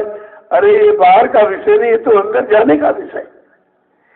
ये है बैराग का चिन्ह कि तुमको सब तरफ से लगाओ, आपकी आसक्ति खत्म हो गई है और तुम अब असली काम के लिए करने को तैयार हुए हो। अब बजाय बाहर के अब अंदर का राज समझ में आ गया। सत्संग वचनों को सुनकर गुरु की कृपा से अब हम अंदर की तरफ चलेंगे, उसके लिए ये सब था। लेकिन अभी अंदर की बात भी नहीं पूरी सुन पाए और न जान कर पाए और बाहर का भेष बना दिया। ये तुम्हारे लिए हानिकारक होगा, आपका नुकसान करेगा। आगे क्या कह रहे हैं कि कर्मी जीव जग के अंधे, ये बार बार जो कर्म कर रहे हैं शरीर पर ये थोड़ा ढोंग रचा रहे हैं। अरे भाई शरीर तो ये कवर है, कवर को कितना सजाओ लेकिन अंदर की चीज कवर सजाने से अच्छी नहीं होगी। वो तो कवर ही है। जो कवर के अंदर हमारी चीज रखी है, हम उसको सुरक्षित रखने के लिए हम कवर को की सुरक्षा करते हैं। ये भाव होना चाहिए। हम शरीर की रक्षा, शरीर को निरोग रखे, गंदे खान पान से बचा के, गंदे कर्मों से बचा के रखे, तो ये ज्यादा दिन सुरक्षित रहेगा। जितने दिन ज्यादा सुरक्षित शरीर रहेगा उतने दिन शरीर के अंदर बैठी जीवात्मा सुरक्षित रहेगी। उतने दिन ज्यादा आप भजन करोगे। तो ये भजन करने के उद्देश्य से तो वह करना तो ठीक है, लेकिन तुम्हारा उद्देश्य अभी बाहर में झूठा मान सम्मान पाने का, जो बड़ा खतरनाक है। आगे क्या कह रहे हैं, उनसे नहीं कहना चाहिए, उनसे नहीं कहना चाहिए, उनसे नहीं कहना चाहिए, उनसे नहीं कहना चाहिए। मत गुण छिपाए रहिए, मत गुण छिपाए रहिए, मत गुण छिपाए रहिए, मत गुण छिपाए रहिए। ऐसे बाहर के कर्म करने वाले, बाहर की आसक्ति झूठे सम्मान में फंसे रहने वाले व्यक्तियों से कुछ नहीं कहना चाहिए। कबीर साहब ने तो बहुत सच कहा था कि एक बार दो बार कहो, अगर ना माने, कहा सुनी माने नहीं, दे धक्के दो चार, मारो धक्का चला जाए। जब कभी होश में आएगा, अपने आप खड़ा होगा, तो समझ में खुद ही आएगा। लेकिन सम्राट मालिक ने प्रस्ताव नहीं पास किया, कहा नहीं, ऐसा नहीं, मैं इनको लेने आया हूँ, घर पहुंचाने आया हूँ, तो धक्का मारकर इनको ठीक नहीं कर पाऊंगा। इनको प्रेम प्यार मोहब्बत देकर, इनकी तरह बनकर, इनके बच्चों को पूरा करके इनको अपनी तरफ जगा करके खड़ा करूंगा, फिर इनको इनके घर ले जाऊंगा। देखो कितनी बड़ी बात। जो पहले के गुप्त संत आए वो बड़े सत्य थे, उन्होंने इस तरह की कोई मेहरबानी नहीं की जी ऊपर कि न माने तो बार बार मनाओ, बार बार समझाओ, बार बार सुनाओ। उन्होंने कहा जो सैन बहन न समझैन उससे कछु न कहे। सैन माने इशारा वचन, जो कुछ भी नहीं मान रहा उससे कुछ मत कहो, मत कहो कुछ, अपना ये गुण मत छिपा के रखो। लेकिन नहीं, जब प्रकट संघ सम्राट मालिक आया उन्होंने ये काम नहीं किया। कहा नहीं नहीं भाई, वो तो फंसा ही पड़ा है, तुम उन पर नाराजगी करोगे तो फिर निकलेंगे कैसे। इसलिए उनसे नाराज न होकर उनको समझा बुझाकर सही सच्चे रास्ते पर खड़ा करो और अपने घर की उसे तैयारी कराओ, और धीरे धीरे धीरे धीरे समय कितना भी लग जाए लेकिन ये निकल जाएगा। जब तुम इसके पीछे पड़ जाओगे तब क्यों नहीं निकलेगा। आगे क्या कह रहे हो समझा। सूरत साध कमाई करना, सूरत साध कमाई करना, सूरत साध कमाई करना, सूरत साध कमाई करना, सुमिरन में तन मन देना, सुमिरन में तन मन देना, सुमिरन में तन मन देना, सुमिरन में तन मन देना। कहते इसलिए सूरत को जगाना ले जाना चाहते हो तो शब्द की कमाई, ये पैसे धन-दौलत की कमाई से सूरत नहीं जाएगी। ये बाहर का कागजी ज्ञान कोई पढ़ लिख लो तो सूरत नहीं जगेगी। कोई किताबें पढ़ के सूरत नहीं जगा सकता, किताबें महात्मा नहीं बना सकती, किताबें जीवात्मा को नहीं जगा सकती। ये काम जब वो जागने वाले जो जाग चुके हैं, जिनको शब्द पार की गुरु कहते हैं, अगर वो मिल जाए, शब्द पार की गुरु जो मिल जाए तो ये काम सरल हो जाए, सब सरल हो जाएगा। क्योंकि जब करने वाला मिल जाए फिर क्या, केवल हम उनकी बात को मान लें, उनके बच्चों को स्वीकार कर लें, उन पर विश्वास कर लें और जो बताए वही हम करें तो धीरे धीरे हमारा काम हो जाए। कितना भी कठिन हो वो सरलता में बदल जाएगा। लेकिन जब तक सुनोगे नहीं, मानोगे नहीं, विश्वास नहीं करोगे, तब तक तो कुछ होने वाला है नहीं। वो भी प्रमाण आपके सामने है कि 45 करोड़ जीवों को खड़ा किया गया, इनको सुनाया गया, बताया गया, समझाया गया, लेकिन एक भी नहीं टिक पाया। इसका मतलब है उन्होंने गुरु पर, गुरु के वचनों पर विश्वास नहीं किया। उनको समझा नहीं कि वचन मेरे जीवात्मा के उद्धार कल्याण के लिए कहे जा रहे, हम इन्हीं वचनों को मानेंगे, इन्हीं वचनों का अपना आधार बनाएंगे, तभी कुछ हमारा होगा। अगर ये मान लेते तो 45 करोड़ कभी धोखे में नहीं जाते, सब धोखे में चले, कोई एक भी नहीं टिक पाया। अब कितने अफसोस की बात है कि जब सम्राट मालिक ने कितना परिश्रम, संघर्ष, यात्राएं उठाकर 45 करोड़ जीवों को सतपथ के रास्ते पर लाके खड़ा किया और एक भी नहीं टिक पाया, एक भी नहीं टिक पाया। इसे अगर ये लीला नहीं हुई होती तो तुम अच्छे बुरे की पहचान नहीं कर पाते, असली नकली की पहचान नहीं करवाते।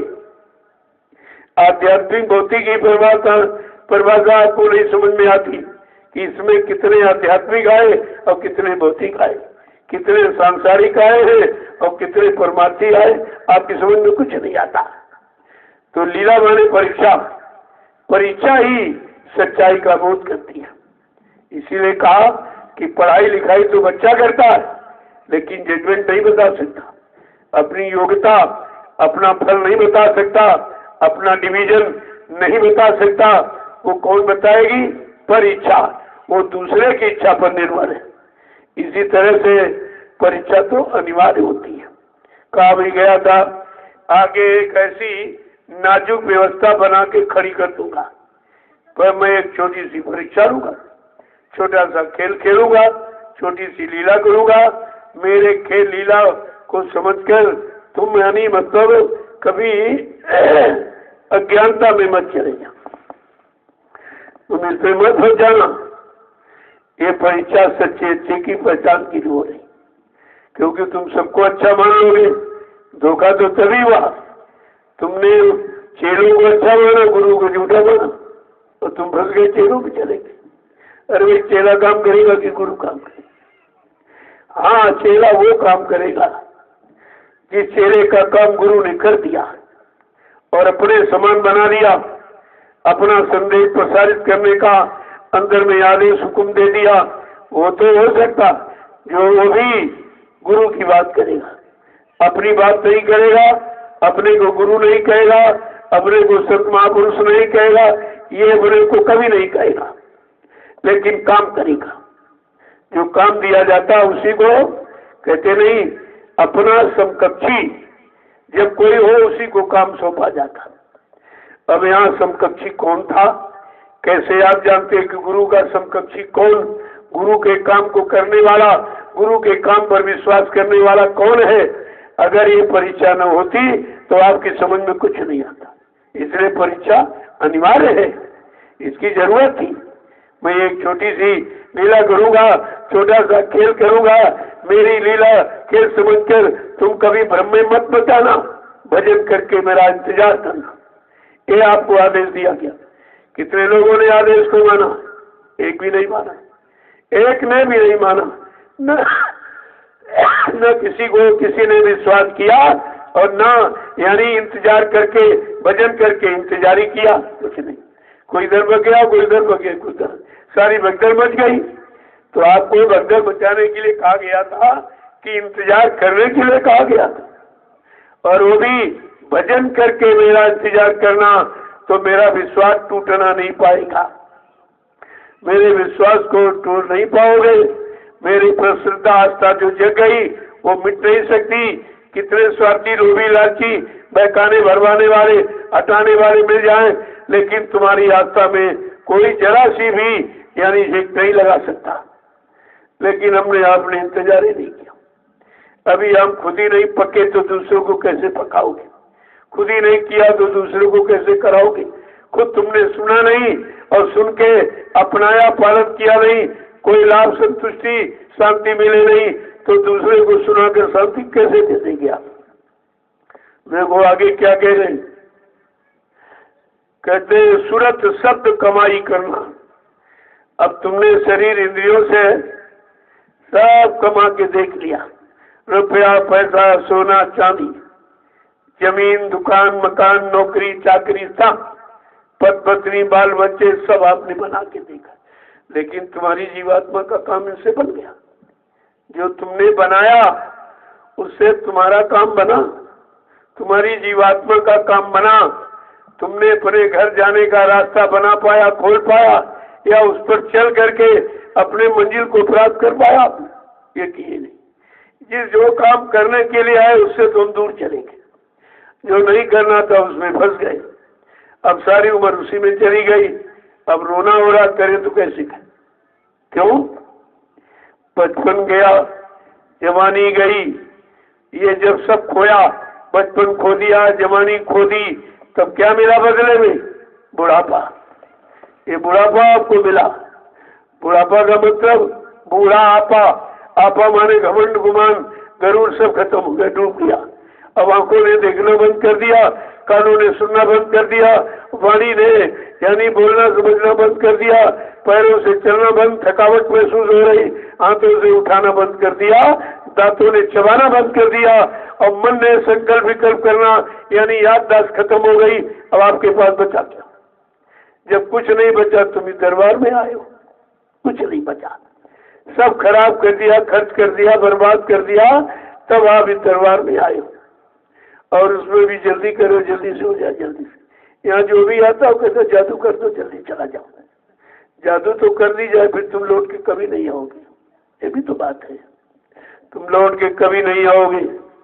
इसलिए तुम्हारा दरबार से तालमेल बना रहे, आना जाना बना रहे, इस कुछ न कुछ मर्ज बीमारी रखी जाती है, उसी सारे आप आते जाते रहोगे। यहाँ कौन आता है जंगल में? जितने लोग आए सब परेशान हो गए। और अभी क्या, जैसे जैसे परेशानी बीमारी महामारी बढ़ती जाएगी, उधर लोग घटेंगे इधर बढ़ेंगे, क्योंकि अब कहीं बचने का रास्ता नहीं रहा। सब जगह लोगों ने देखा, मंदिर में जाके, मस्जिद में जाके, गिरजाघर गुरुद्वारों में जाके, तीर्थों में, मूर्तों में, पानी में, किताबों में, सब में आपने जाके देख लिया, कहीं कुछ नहीं मिला। जो था वो भी चला गया। अब धीरे धीरे आप देखते जाइए कितनी भीड़ यहाँ होती है, लोग गिनती नहीं कर पाएंगे। लोग आश्चर्य करेंगे कि दो दूरी की बात करते हैं, यहाँ एक पे एक भीखे बैठे हुए हैं और कोई बीमारी, कोई किसी तरह की परेशानी नहीं। वो तो बीमारी आप लेके आए हो, यहाँ कोई बीमारी नहीं।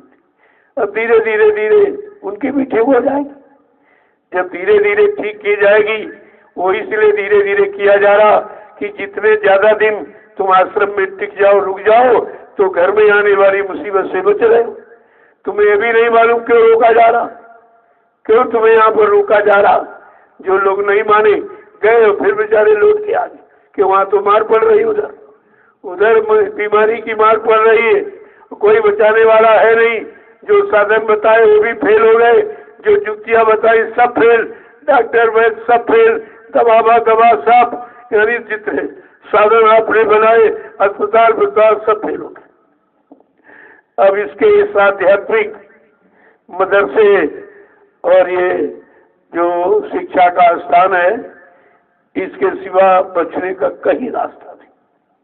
दुनिया में कहीं चले जाओ, ये बचाने की ताकत इस नैमिषारण्य तपोभूमि में है, क्योंकि 88,000 ऋषियों की मेहनत है। यहाँ 88,000 ऋषियों ने तपस्या करके इस भूमि को गौरवान बनाया है, पावन पवित्र बनाया है। कहा इसका लाभ किसको मिलेगा? जब किसी संत के साधक इस स्थान पर आएंगे, नाम की साधना करेंगे, उनको तपोभूमि का लाभ मिलेगा। अगर और किसी को मिलना होता, कितने गांव बस गए, ये लाभ किसी को मिल रहा, कितने शहर कस्बे बस गए, लेकिन आध्यात्मिक लाभ नहीं मिला, क्योंकि वो मिलने का जो स्थान और तरीका बताया गया और जिनके लिए लिखा, जब तक वो नहीं आएंगे तब तक लाभ किसी को मिलेगा नहीं। यहाँ हजारों वर्ष से पंडा पुजारी रह रहे, किसी को आध्यात्मिक लाभ मिला? किसी की जीवात्मा जगी, परमात्मा से मिली, अपने घर पहुंची, ये काम किसी का नहीं हुआ। और लेकिन गोस्वामी जी महाराज ने यही लिखा है रामचरितमानस में, तीर्थवर नेमिष विख्याता अति पुनीत साधक सुखदाता। ये विश्व प्रसिद्ध महातीर्थ है नैमिषारण्य, पावन पुनीत है। यहाँ जब किसी संत के साधक आएंगे, नाम की साधना करेंगे, उनको इस भूमि का लाभ मिलेगा, बाकी किसी को नहीं मिलेगा। वो तो साफ साफ रामचरितमानस में बयान है कि लोग धोखे में न रह जाए कि यहाँ का लाभ सबको नहीं मिलेगा, यहाँ का लाभ मिलेगा संत के साधकों को। वो घड़ी आ गई है, समय आ गया और आपके यहाँ तैयारी हो रही। तो कोई काम यहाँ पर अपनी मनमुक्ता में नहीं किया जाता। मैं कुछ जानता नहीं हूँ तो करूँगा क्या? मुझे जो भी हुक्म आदेश, जो प्रेरणा होती है, मैं वही आपके सामने बताता हूँ, आपको सुनाता हूँ, मैं भी करता हूँ और आपसे भी करवाता हूँ। ऐसा नहीं कि मैं नहीं करता, मैं दोनों वक्त वचन करता हूँ, दोनों वक्त। ऐसा नहीं है जैसे घंटा संग बजा पर उनके बैठ जाता हूँ। ऐसा नहीं है कि हम दूसरे को बताए कुछ न करें। पर उपदेश कुशल वो तेरे, जे आचरे तिन्नर में घनेरे, ये काम यहाँ नहीं होता। दूसरे को उपदेश करना और तुम उनसे खाली रहना, तो फिर मतलब क्या निकला? इसलिए ऐसा नहीं, जो बताया जा रहा उसे किया जा रहा। जो करेगा नहीं और करके कुछ प्राप्त नहीं करेगा, वो बताएगा क्या? और बताएगा तो उसे झूठा होगा वो। इसीलिए सबकी जमानत बंद हो गई, न कोई नेता बोलेगा न कोई महात्मा, सब चुप हो गए, क्योंकि जो जो इन्होंने कहा वो सब झूठा निकला, सब झूठ सिद्ध हो गया। अब इनकी झूठ सिद्ध होगी, अब संतों की सत्य सिद्ध होने वाली है। हुई है संत राज भारत माँ, अब बचाए बची है ना, बाबा जय गुरुदेव की वाणी तब दिखाई पड़ी है। जब तक संत राज नहीं होगा सच्चिदानंद किसी को नहीं मिलेगा, सच्चाई नहीं आएगी और सबको न्याय सुरक्षा रोजी रोटी नहीं मिलेगी जब तक संतों का राज्य नहीं हो। इस तरह पर ये भी समय राज के नहीं का। सब पर राम तपस्वी राजा। राम ने जब तपस्या की 14 वर्ष जंगल में, तपस्वी महात्मा जब हो गए तब उनसे ये धर्म का काम हुआ था, ऐसे नहीं हुआ था। ऐसे झूठ बोलने वालों से धर्म की स्थापना हो जाए। स्वार्थी लोभी लालचियों से निरंतर हिंसाएं हत्याएं करवाने वालों से क्या धर्म की व्यवस्था या कोई पारिवारिक सामाजिक व्यवहारिक जीवन आपका सकुशल शांति में हो जाएगा? तो विचार करना चाहिए था आपको, लेकिन यहाँ कोई विचार नहीं, सब भागे दौड़े चले जा रहे। कहा कि जब तक भारत की जनता नहीं जगेगी कुछ नहीं होगा। ये भारत की जनता जब सो गई तो 350 वर्ष मुसलमानों ने राज किया। इस पर 350 वर्ष मुसलमानों का राज्य रहा और 250 वर्ष अंग्रेजों का राज्य रहा। एक मुट्ठी भर अंग्रेज 250 वर्ष राज कर गए। ये अनजान यानी जागरूक नहीं, जानकारी नहीं, इस अबोध अज्ञानी जनता पर राज करके, और ये 70 साल वाले में 70 कर्म तुम्हारी कर दिए। वो तो 350 वर्ष राज करके मुसलमान एक गैर धर्म का राज कर जाए, इसका मतलब उसने तुम्हारे धर्म को बिगाड़ा नहीं, तुम्हारी मानवता इंसानियत को खत्म किया नहीं, माँ बहन बेटी की फर्क पहचान हटाई नहीं, न्याय सुरक्षा रोजी रोटी सबको दी, तब तो वो 350 वर्ष राज कर पाया। और ये 70 साल की आजादी को बर्बाद कर दिया, कुछ नहीं दे पाए, लेने के सिवा कुछ देना जाना नहीं। चंदा लो, नोट दो, वोट दो, महंगाई दो, यानी टैक्स लो, ये लेने के सिवा इन्होंने कुछ देना सीखा है या आपको कुछ दिया है? इतना तो समझदारी आपको रखनी चाहिए। एक देश में एक सूखा पड़ गया, बहुत सूखा विशाल। अब प्रजा तड़पाने लगी बेचारी, सूखा पड़ गया, अन्न की कमी हो गई, अब पानी नहीं बरसा तो पशु पक्षी मरने लगे, पेड़ पौधे सब सूखने लगे, यानी प्रकृति भी नष्ट होने लगी। तो जब तक वो राजा बैठा तो ठीक था, राजा खत्म हुआ, उसके बेटे को जबरदस्ती बैठा दिया, लोग तुम बैठो तुम बैठो।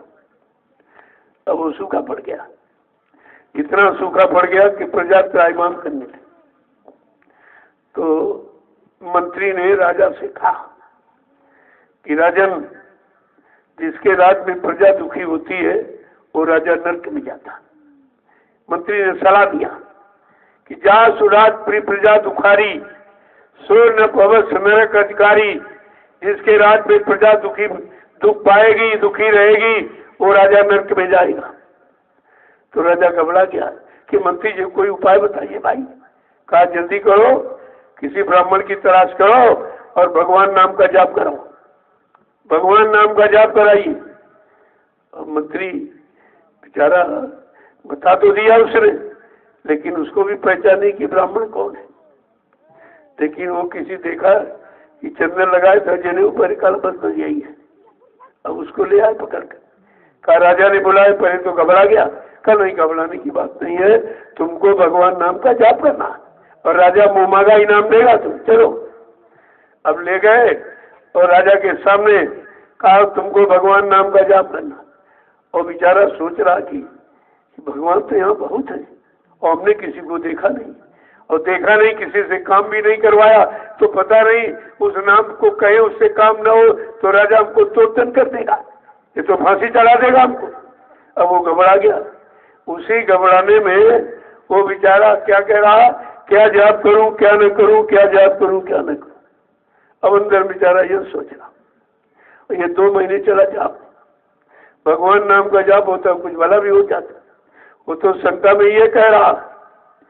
तो जब 3 महीने हो गए, राजा ने कहा कि मंत्री जी 3 महीने से ब्राह्मण जाप कर रहा, कोई सुधार नहीं हो रहा, तो ऐसा करो जल्दी करो दूसरा बैठा दो। तो दूसरा ले आए, उससे कहा चलो तुमको राजा ने बुलाया है, भगवान नाम का जाप करना। एक ब्राह्मण कर रहा है, तो उसने कहा चलो भाई देखे वो क्या कर रहा है। तो जब आए देखा वो कह रहा क्या जाप करूं क्या न करूं, क्या जाप करूं क्या न करूं। तो दूसरा सोच रहा ये सही होगा, इसको तो रोका नहीं जा रहा।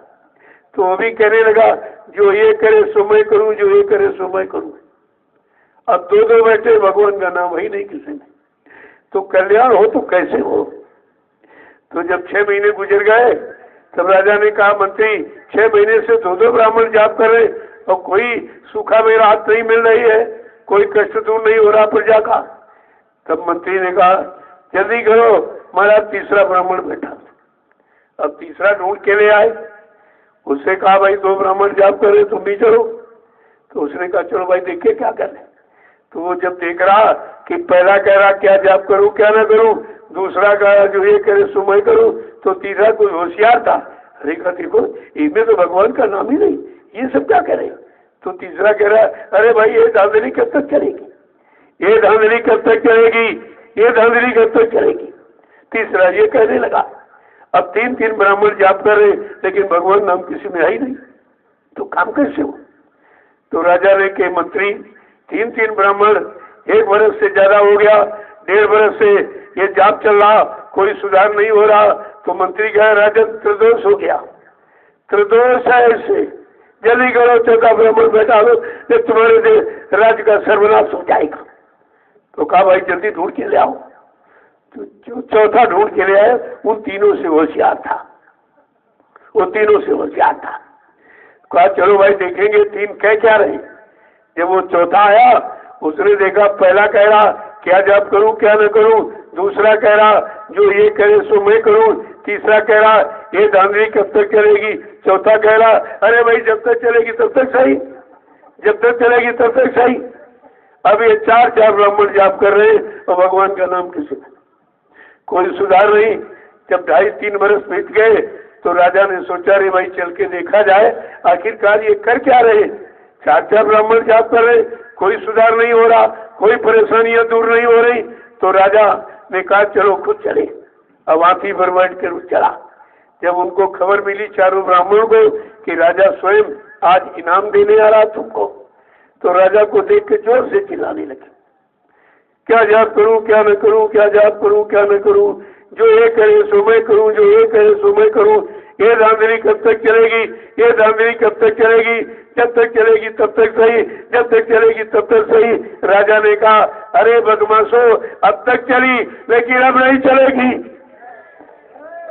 जब महाराजा आएंगे तब नहीं चलेगी, तब तक कुछ होने वाला नहीं है, कुछ भी होने वाला नहीं। कितना जोर लगा ले, पहले कह दिया जोर लगा ले अहले जमाने, कब तक जोर लगाएगा, जग में जय गुरुदेव का झंडा ये लहर लहर लहराएगा, ये सारे झंडे झुक जाएंगे हट जाएंगे, क्योंकि इन्होंने अपने मान सम्मान अपने पद और मतलब अधिकार का झंडा बनाया। जनता की सुख शांति का कोई झंडा नहीं और जनता का कोई झंडा नहीं, इसीलिए तुमको इन्होंने अपना झंडा पकड़ाया, इनके झंडे के नीचे जिंदाबाद मुर्दाबाद चिल्लाते रहे, तुम्हारा कुछ नहीं हुआ। इसलिए संत महापुरुष जो सबके हित कल्याण के लिए आते, उन्होंने राजनीतिक व्यवस्था को ठीक करने के लिए दूरदर्शी शब्द का गठन किया। दूरदर्शी 24 मार्च सन 1980 को अहमदाबाद में दूरदर्शी को जन्म दिया और उसका राष्ट्रीय अधिवेशन हरियाणा प्रांत के करनाल जिले में कालीदास रंगशाला पार्क में 7-8-9 फरवरी को संपन्न किया और कहा मैंने दूरदर्शी को आशीर्वाद दे दिया, ये फले फूलेगी, जब सबका काम रुक जाएगा बंद हो जाएगा, सब हार जाएंगे, विवश लाचार मजबूर हो जाएंगे, तब ये काम करेगी दूरदर्शी, तभी करेगी। और तुम लोग ऐसा करो, ये दूरदर्शी का महाप्रसाद हिंदुस्तान के जितने कार्यालयों के अधिकारी कर्मचारी सबके पास पहुंचा दो। आपने प्रसाद बांटा, तुम ही भूल गए हो, अभी प्रसाद का कोई फल नहीं, व्यवस्था का कोई परिणाम नहीं और तुम ही हट गए हो, तुम ही शंका संदेह भूल भ्रम में चले गए, तुम दूसरों का भूल भ्रम शंका कैसे दूर करोगे। फिर इसके बाद काश्तकार रोने लगा, बाबा जी के पास गया, कह रहे महाराज हमारी कोई नहीं सुनता। एक दिन आते हैं और मैंने इनको वोट दे दिया और चंदा नोट वोट सब दिया, महंगाई भी हमने मतलब यानी अपने ऊपर ली और टैक्सों की भरमार भी झेली, लेकिन मेरा कुछ नहीं, कोई नहीं सुनता न कोई कुछ देता। तो बाबा जी ने कहा भाई तुम फिर क्यों सुनते उनकी? जब कोई तुम्हारी नहीं सुनता है, सब तुमको धोखा देते हैं, झूठ बोलते हैं, दगाबाजी करते, तो एक बार तुम अपना संकल्प ले लो कि हम इनका साथ नहीं देंगे। क्यों? ये शास्त्रों में लिखा हुआ। सुन खगपत ये समुझ प्रसंगा, बुद्ध नहीं करे अधम कर संगा। का बुद्धिमान पुरुष कभी अधार्मियों का, शाकाहारी मांसाहारियों का, शराबियों का, व्यभिचारियों का, झूठ बोलने वाले, दगा करने वाले, इनका साथ कभी नहीं देते हैं। अगर रामचरितमानस पढ़ लेते तो ऐसे अधर्मियों को, ऐसे शराबी और कबाबियों को और झूठ बोलने वाले, वादा खिलाफी करने वालों को कभी आप अपना मत प्रदान नहीं करते। लेकिन तुमने उसको पढ़ा नहीं है। बड़े साफ शब्दों में गोस्वामी महाराज ने लिखा, सुन खगपति समुझी प्रसंगा और बुद्ध नहीं करे अधम कर संगा। बुद्धिमान व्यक्ति कभी अधर्मियों का साथ नहीं करते। और आपने क्या किया? इस 70 साल में आपने अधर्मियों का साथ दिया, वादा खिलाफी करने वालों का साथ, दगेबाजी करने वालों का साथ, झूठ बोलने वालों का साथ आपने दिया है। तो मिलेगा क्या? जो वो करेंगे वही मिलेगा, वही मिलेगा। ये तुम्हारे कर्मों की गंदगी बरस रही है और कुछ नहीं, उसकी ये बरसात हो रही। गंदे खान पान, गंदे कर्मों को और गंदे लोगों को जो मतदान देकर आपने बुद्धि का जो मतलब तिरस्कार किया, ये बुद्धि का परीक्षण का यंत्र ये परमात्मा ने आपको स्पेशली दिया। अच्छे बुरे की पहचान की, माँ बहन की, बेटी की पहचान की, ये पहचान का परीक्षण आपने उसका भी प्रयोग नहीं किया और ऐसी जगह प्रयोग किया है जिसके प्रयोग से ये बीमारी, महामारी और परेशानियां और महंगाई, गरीबी, टैक्सों की बर्बाद, ये मार काट, हिंसा, ये सब आपको मिल रही है क्योंकि आपने सहयोग किया। इसलिए दोषी तुम भी हो, सहयोग तुमने किया, तुम्हारे सहयोग से इनका चुनाव होता है, इनको बनाया जाता। अब आपने जैसा बनाया वैसे फल पा रहे हो। धर्मी राजा धर्मी प्रजा, अगर राजा धार्मिक होगा, जथा राजा तथा प्रजा, धर्मी राजा धर्मी प्रजा, अगर राजा धार्मिक है तो निश्चित धर्म का प्रचार कराएगा और प्रजा को धार्मिकता से उत्प्रेरित करेगा, तब तो ये लाभ आपको मिल सकता, अन्यथा कुछ नहीं। तो ये जब महाराजा आएंगे, कहा कि अब तक चली लेकिन अब नहीं चलेगी, तो अब तो यही हो रहा है, क्या करूं क्या नहीं करूं। दूसरा कह रहा अगर ये एक शराब का ठेका खुला है मैं 10 खोलूंगा, एक जीव की हिंसा कराएगा मैं 100 की करूंगा, ये एक टैक्स लगाए मैं 1000 टैक्स लगा दूंगा, 1% महंगाई बढ़ाएगा मैं 80% बढ़ा दूंगा। यही तो कह रहा है, जो ये करे सो मैं करूं, जो ये करे सो मैं करूं। तो कह रहा अरे भाई ये धांधली क्यों तक चलेगी? जब तक भारत की जनता नहीं जगेगी तब तक चलेगी, तब तक ये चलेगी। और तुम्हें ये जागरूक किया जा रहा, तुम्हारी समझ में नहीं आ रहा। जब तक नहीं समझोगे तब तक मारे जाओगे। मुट्ठी भर अंग्रेज, जो मुट्ठी भर नेता और देश में शासन कर रहे, और तुम क्या कर रहे हो? तुमको भगवान ने बुद्धि नहीं दी। तुम्हारी पढ़ाई लिखाई किस कब काम आएगी? जो तुम्हारे काम, तुम्हारी सुख शांति पाने के काम नहीं आ रही तो इसकी पढ़ाई का काम कहाँ करोगे? इतनी भी समझ आप में नहीं है। तो इसलिए विचार करो, महात्मा हमेशा संकेत इशारा सबके लिए करते, वो निंदा आलोचना बुराई नहीं करते, वो सत्य का आधार सबको पकड़ाते हैं ताकि सत्य जब मिल जाए तो ये झूठ छल कपट अपने आप खत्म हो जाए। वो तो ये प्रयास करते, वो तो सबके लिए आते, उनका किसी एक जाति, एक मजहब, धर्म, एक व्यक्ति विशेष से उनका कोई संबंध नहीं होता। वो तो इसीलिए उनका नाम समदर्शी, सबदर्शी, सर्वदेशी, एक देश के लिए नहीं, एक राष्ट्र मुल्क के नहीं, सारे विश्व के लिए आते। इसीलिए आपको पहले इशारा किया गया था, अब विश्व को सुख शांति जय गुरुदेव नाम से मिलेगी, किसी नाम से नहीं मिलेगी। और सच्ची सुख शांति बाबा जी के द्वारा मिलेगी। और तुमने प्रचार कर दिया कि बाबा जी मर गए, तो बताओ विश्व को सच्ची सुख शांति कौन देगा? ये भी तो प्रश्न आके खड़ा हो जाएगा। आखिरकार जो लोग कह रहे कि बाबा जी चले गए तो उनसे कहो अगर तुमको अधिकार दे गए तो विश्व को सुख शांति देने का ये अधिकार किसको दे गए? कलजू भगाने का, सज्जू लाने का ये अधिकार किसको दे गए? नया सुरक्षा, रोजी रोटी ये सबको दिलाने का ये अधिकार किसको दे गए? केवल अपने मतलब की बात करते हो कि हमको वसीयत कर गए, हमको नाम पावर दे गए, लेकिन काम करने का अधिकार किसको दे गए? ये तो विचारणीय विषय है। जब तक इस पर नहीं खड़े होगे तब तक तुम्हारी समझ में कुछ नहीं आएगा। जय गुरुदेव, जय गुरुदेव, जय गुरुदेव, जय गुरुदेव। नाम किसका? जय गुरुदेव। नाम किसका? प्रभु का प्यारा नाम। जरा खड़े हो जाइए। देखो पीछे वाले भी नहीं खड़े पाए। कितनी सुस्ती आप में। जब तुम खड़े नहीं हो पा रहे तो चलोगे कब? चलोगे नहीं तो पहुंचोगे कब? पहुंचोगे नहीं तो सच्ची सुख शांति का अनुभव कहाँ करेंगे? यह सब विचारणीय विषय है। जब तक ये विचार, ये गंभीरता नहीं आएगी तब तक कुछ नहीं। उस श्रृंखलता में तो कि समझ में आपको आ ही नहीं सकता कुछ।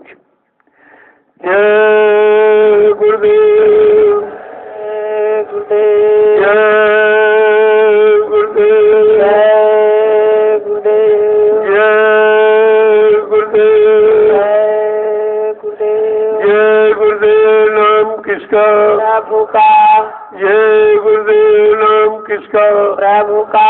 प्रभु का प्यारा नाम। जय गुरुदेव। जोर से बोले जय गुरुदेव। सब मिल बोले जय गुरुदेव। बोलना होगा जय गुरुदेव। अभी से बोलो जय गुरुदेव। दुख दर्द हरेंगे जय गुरुदेव। सब कष्ट मिटेंगे जय गुरुदेव। सुख शांति भी देंगे जय गुरुदेव। सबके दाता जय गुरुदेव। सबके मालिक जय गुरुदेव। प्रेम से बोलो जय गुरुदेव। ये नाम नहीं इंसान का, ये नाम है प्रभु का। ये काम नहीं इंसान का, ये काम है प्रभु का। देखो नाम अपनी सच्चाई को उजागर करना कि जो नाम अन्य युगों वाले काम नहीं कर पाए छोड़ जाएगा, वो काम ये कलयुग का जय गुरुदेव जगाया कलयुग के जीवों के लिए।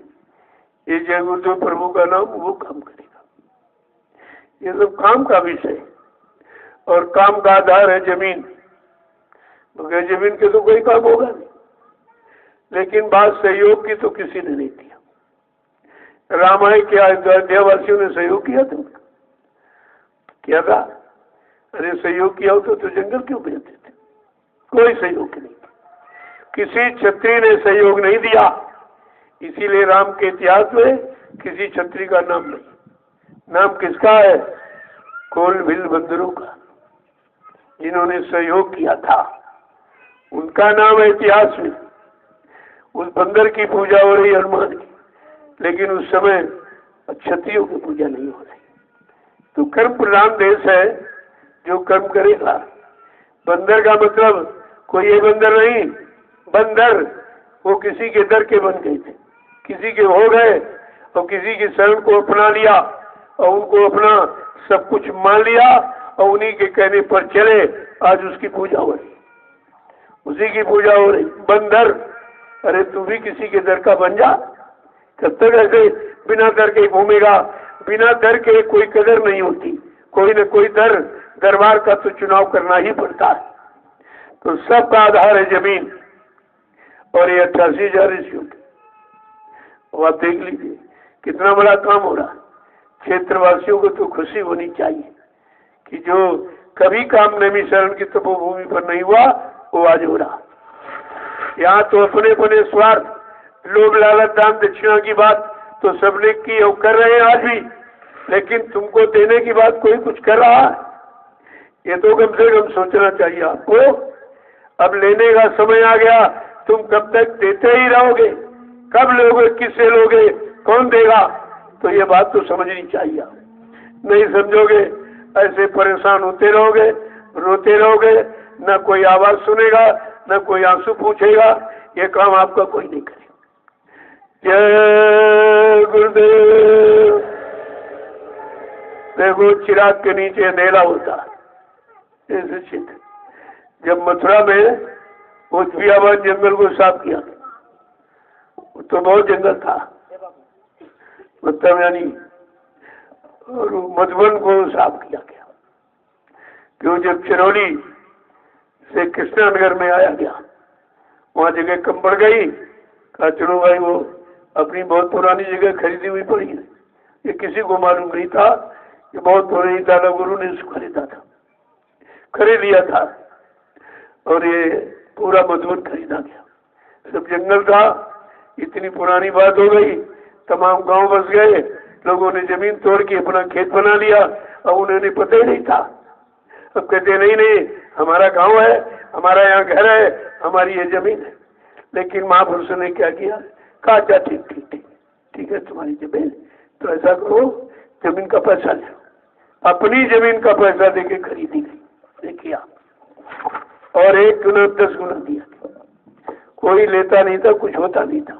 जैसे यहाँ नहीं कुछ हो रहा है, ऐसे वहां भी कुछ नहीं, एकदम बिल्कुल भी। पानी वहां था नहीं, पानी था तो 350, 400, 500 फुट नीचे, वो भी पानी खारा पानी, फसल नहीं हो सकती थी उससे। पहले तो पानी बदला गया, ये कौन बदल सकता? पृथ्वी के धरातल को कोई बदल सकता? तो देखा आपने आश्रम में जो ट्यूबवेल था उसका पानी मीठा था और कहीं नहीं। पूरी 84 कोस की परिक्रमा आज भी की जाती है। 84 कट जाए इसके लिए ये सब घूमने फिरने को 84 कहते हैं। इन बेचारों को ये भी नहीं मालूम कि 84 कोस का मतलब क्या और कितने दिनों से हमारी जीवात्मा इस 4,84 लाख नरकों की योनियों का भ्रमण कर रही, और आज भी वही भ्रमण बनाए बैठे, क्योंकि निकलने की युक्ति कोई बताता नहीं। जब निकालने वाला वहां आया तो किसी ने पहचाना नहीं। मथुरा में किसी ने नहीं, कहते जंगली बाबा आ गए, जंगली बाबा आ गए, जंगली बाबा। यही करते करते और बाहर के लोग जा जाके लाभ उठाने लगे और वो रह गए, क्योंकि वो निंदा आलोचना बुराई के शिकार रहते, उनको सच्चाई अच्छाई दिखाई नहीं दे रही। अरे भाई जो भी इस जमीन पर किया जाएगा वो यही के लोग तो लाभ उठाएंगे। जमीन कोई उठा के थोड़ी ले जाएगा, क्या मैं ले जाऊँ या तुम ले जाओगे? जमीन पर जो काम होगा वो सबके लाभ का होगा। इसमें जो सहयोग कर दो तो तुम्हारा भी लाभ हो जाए, लेकिन तुम करोगे नहीं। क्यों? तुम्हारे अधिकार में नहीं है। ये भी करना सबके संस्कार, सबके अधिकार में नहीं होता। कोई बिरला कर्मी धर्मी संस्कारी जीव इसे समझ पाता है। अब ये दूर दूर के आके समझ रहे हैं और पास वाले विरोध कर रहे हैं।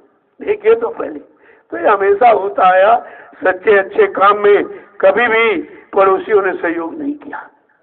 ये हमारा इतिहास है। राम का सहयोग अयोध्यावासियों ने नहीं किया, कृष्ण का सहयोग मथुरावासियों ने नहीं किया। वहां तो विद्रोह किया गया, उनको मार डालने का प्रयास किया गया, भगाने का प्रयास किया गया, लेकिन जाको राखे साइया मार सके नहीं कोई, बाल लबाका कर सके चाहे जग बैरी हो। सारा संसार अगर दुश्मन हो जाए, लेकिन जिसको मारी रखा उस पर कोई आंच नहीं आती, वो अपना काम करके ही जाते हैं। अब की बार तो ऐसा मारी, वो तो काल शक्तियां थी, उन्होंने चैलेंज किया, परेशानी उठाई, लेकिन काम करके गए, धोखा नहीं दिया। अरे तो समृद्ध मालिक भूमंडल पर आया है, क्या वो बिना काम किए चला जाएगा? फिर इतिहास कौन जानेगा? क्या लिखा जाएगा? कलयुग का इतिहास क्या बनेगा? जो तुम कर रहे हो, यह क्षेत्र के लोग जो कह रहे, यही इतिहास बनता कि किसी ने साथ नहीं दिया, सबने परेशान किया। अंत में वो ऐसे परेशान हो गए कि 4 खान नरकों की योनियों में कितने जन्मों के लिए चले गए, कोई लाभ नहीं ले पाए, जबकि लाभ यहाँ बट रहा। यहाँ तो कुछ लिया ही नहीं जा रहा, सब तरफ से दिया जा रहा। लोग जमीन दान देते थे कि हमारी जमीन पर कोई अच्छा काम हो जाए, उसका पुण्य हमको मिल जाएगा, जमीन तो यही पड़ी जाएगी, लेकिन जमीन का लाभ हमारे साथ चला जाएगा, तो लोग भूमि दान करते थे। यहाँ तो खरीदी जा रही फिर भी कितनी अड़चने देखी आप। इसको कहते हैं अधर्मी, ये असुर है, इनकी समझ में नहीं आएगा, कुछ आ जाएगा तो इनका कल्याण नहीं हो जाएगा। लेकिन काम करने वाला कभी घबराता नहीं, कभी भी नहीं घबराता। उसको मालूम है कि काम किस तरह से होगा। अब तो आवाज उठ गई, प्रकृति ने चार्ज ले लिया, कौन रहेगा कौन रहेगा, कौन बचेगा कौन चला जाएगा, अभी यही नहीं मालूम है। तो ये सब तुम क्यों करते हो? एक सच्चे अच्छे काम में सहयोग कर लो, पता नहीं कब जीवन चला जाए। मौत तो इंतजार कर ही रही, अब तो प्रकृति और जल्दबाजी में जुट गई। ऐसी बीमारी दे दो जल्दी मर जाए, अकाल मौत पे चला जाए, भूत प्रेत बनकर ये रोए चिल्लाए कष्ट उठाए, इसकी समझ में आ जाएगा कि गलत कर्म का, गलत सहयोग का फल क्या होता, ये सब समझ में आ जाएगा। जय गुरुदेव, जय गुरुदेव, जय गुरुदेव। नाम किसका? प्रभु का। जय गुरुदेव। नाम किसका? प्रभु का। प्रभु का प्यारा नाम। जय गुरुदेव। बड़ा खुशी का विषय होता है जब कोई अच्छा काम। इस समय तो कोई अच्छा काम कर ही नहीं सकता, सबकी बुद्धि विकृत है, कोई नहीं कर सकता। विनाश काले विपरीत बुद्धि, ये विनाश का समय है, इसलिए बुद्धि विपरीत दिशा में ही काम करेगी। अच्छे सच्चे काम में कोई समझेगा कोई संत सिपाही जो द्वार तुम्हारे आया, ऐसा कोई संत सिपाही वफादार या सेवादार यानी समझ पाएगा सच्चा ईमानदार चरित्रवान। बाकी तो सब ऐसे करेंगे, सब यही कर रहे। अरे भाई संसार में तो हो रहा, लेकिन यहाँ भी तो चोरी हो रही, तभी लोग कर रहे चोरी। वो बेचारे ये भी नहीं जानते हम चोरी किसकी कर रहे हैं। भाई मेरा तो कुछ है नहीं जो तुम चुराओगे, मेरा कुछ नहीं जो तुम चुराओगे, और भजन है मेरा वो तुम चुरा नहीं सकते, वो तुम्हारे बस की बात है। चोरी भी करते हो तो अपने गुरुभाई की, क्योंकि मेरे पास धन तुम्ही का है। यही गुरु प्रेमी हुआ तो वही देते हैं, वो देते कि काम में लग जाए, और ये दे दिया भी नहीं और चुरा के ले गए, इनका क्या होगा? समस्या इस बात की जो सांसारिक है नहीं जानते हैं, चलो उनकी बात छोड़ दो। जो यही रहते, यही का खाया ही पिया और यही का सब कुछ लिया और यहाँ भी चोरी करते, उनका क्या होगा? उनके लिए कौन सा स्पेशल नर्क बनाया जाएगा? तो विचार करना चाहिए। जबकि उनको रिजल्ट भी कई बार मैंने सूत्र भी बताया कि गुरु से कपट, संगत से चोरी, की वो निर्धन, की वो कोढ़ी, ये परिणाम है उसका। फिर आप ये क्यों करते हो सब? अरे तुम्हें तो कुछ करना चाहिए, कुछ दे करके अपना धन सार्थक बना लेना चाहिए, परमार्थी डगर पर चल करके परमात्मा का रास्ता मजबूत कर लेना चाहिए, और उसकी जगह तुम ये करते हो। तो क्या है ये सब, क्या है? और तुम नरकों में जाने का काम, यहाँ नरक छुड़वाने की बात की जा रही कि सारे नरकों से रिहाई, छुट्टी मिल जाए, अपने घर चलो, और ये सब और नरकों में जाने का प्रयास कर रहे। जय गुरुदेव। अगर 5 जिम्मेदार व्यक्ति मिल जाते तो सतयुग आ जाता। इसी तरह पर 5 भी जिम्मेदार नहीं है। जिम्मेदारी तुम किसी बात की समझते कहाँ? वो तो जब मैं पैसा देता हूँ तो तुम काम करते हो, तुम्हारी क्या जिम्मेदारी? कोई जिम्मेदारी तो निभाते नहीं। तो फिर तुम्हारा भला होगा तो कैसे होगा? जब तुम भलाई का काम, जिम्मेदारी का काम सही तरीके से नहीं कर पा रहे हो तो तुम्हारा भला कैसे होगा? ये लगे रहने में भला नहीं होगा, सच्चाई ईमानदारी से लगे रहने में फायदा होगा। तो काम आपको करना चाहिए। बड़ी भीड़ है, मथुरा में कितनी भीड़ हुई, एक भी नहीं निकला, एक भी। तो यहाँ कैसे भी निकल आएंगे? अरे अभी तो तैयारी की जा रही, अच्छे लोग बनाए जा रहे हैं, सत्संगी बनाए जा रहे हैं कि वो आगे सत्य का काम जरूरत पड़ेगी, कितने बन पाएंगे, कितने बिगड़ कर यहाँ से भी चले जाएंगे। जहाँ बनने बनाने का काम, जहाँ सब तरफ से सुरक्षा का काम, क्योंकि यहाँ कोई मास्क लगाता है, यहाँ तो कोई बीमारी नहीं। इससे बड़ा चैलेंज और क्या? कोई बीमारी नहीं आ, क्यों? बीमारी वाला काम नहीं। जब हम कर्म करेंगे तभी सजा पाएंगे, बिना कर्म किए सजा नहीं कोई दे सकता। जब गंदा खान पान गंदे कर्म करेंगे तो निश्चित नहीं अगर मानोगे तो प्रकृति सजा देगी। ये बीमारी आपने बुलाई है, ये जो गंदा खान पान किया। शाकाहारी हो जाओ भाई, बीमारी से बच जाओगी। कितनी बड़ी बात कहेगी, अगर बीमारियों से बचना है तो शाकाहारी हो जाओ। कोई खर्चा एक पैसे का नहीं, बल्कि जो धन अनावश्यक यानी व्यर्थ के कामों में, गंदे खान पान में आप खर्च करते हो, वो तुम्हारा धन बच जाए, तुम्हारे बाल बच्चों के पढ़ाई लिखाई के काम आवे, शादी ब्याह में, घर मकान बनाने में काम आवे। महात्मा सब तरफ से तुम्हारी मदद करना चाहते हैं, लेकिन तुम उनकी बातें नहीं सुनते हो और मानते भी नहीं, तो काम कैसे होगा? काम कैसे होगा? तो काम होने की बात तो छोड़ दो, क्या हो जाए कब कोई कयाम नहीं। कितने परेशानियां तू पड़ेंगे कोई अंदाज नहीं लगा सकता, क्योंकि सारा काम तो परेशानी को बुलाने का हो रहा। बीमारियों को निमंत्रण दिया जा रहा, तो फिर ये जाएगी कैसे? निमंत्रण देने वाले का सम्मान किया जाता। जब बीमारियों का सम्मान किया जाएगा तब वो कभी नहीं जाएंगी, वो तो अपना स्थान बना लेंगी। तो कारण तो ये है, इस कारण का कोई समझ नहीं रहा। जब तक कारण नहीं तब तक निवारण नहीं। कितना जोर लगा लो, कितना तुम इधर उधर की व्यवस्थाएं फैला दो, लेकिन ये प्राकृतिक प्रकोप रोकना तुम्हारे बस की बात नहीं है। ये कोई महात्मा ही रोकेगा। उन महान आत्माओं का संबंध सीधे प्रकृति से होता है, वो प्रकृति को मनाना जानते हैं। इसीलिए पहले ही कहा 18 वर्ष आपसे प्रचार करवाया गया साकार का। कुदरत नाराज है, मैंने प्रार्थना किया कि नहीं मैं थोड़ा रुक जाओ, अभी कोई ऐसा काम मत करना। मैं अपने प्रेमियों को सारे देश में साकार का प्रचार करने के लिए भेजे देता हूँ। जब मेरे साकार के प्रचार को दुनिया के लोग न सुने, न माने, न अपनाए, तो तुम्हारी इच्छा मैं वो करना। और जब प्रचार हुआ तो और ज्यादा खाना शुरू किया। और इंसान पहले चोरी लुक छिप के काट पीट करते थे, अब ऐसा राजा एक आया कि जिसने यानी लाइसेंस बनानी शुरू कर दी, लाइसेंस दे दी। सरेआम काटो, सड़क पर काटो, मकान काटो, घर में काटो, कहीं काटो। तो इस राजा का क्या होगा? किस नरक में जाएगा? इसको ये भी खबर नहीं है। तो कम से कम विचार करना चाहिए था ना। कम से कम राजा को तो समझना चाहिए कि हमारी प्रजा अगर परेशानी, दुख, मुसीबत, आपत्ति में चली जाएगी तो महापुरुषों ने बताया वो राजा नरक में जाएगा। क्या इस सूत्र को नहीं पढ़ा? क्या रामचरितमानस की पंक्तियों को नहीं पढ़ा लोगों ने? फिर तुम श्री राम का नाम लेकर क्यों झूठा प्रचार करते हो? क्यों उनको बदनाम करते हो, कलंकित करते हो? श्री राम कहने से काम नहीं, श्री राम ने क्या किया, जब तुम वो भी करोगे तो तुम्हारा भी काम हो जाएगा।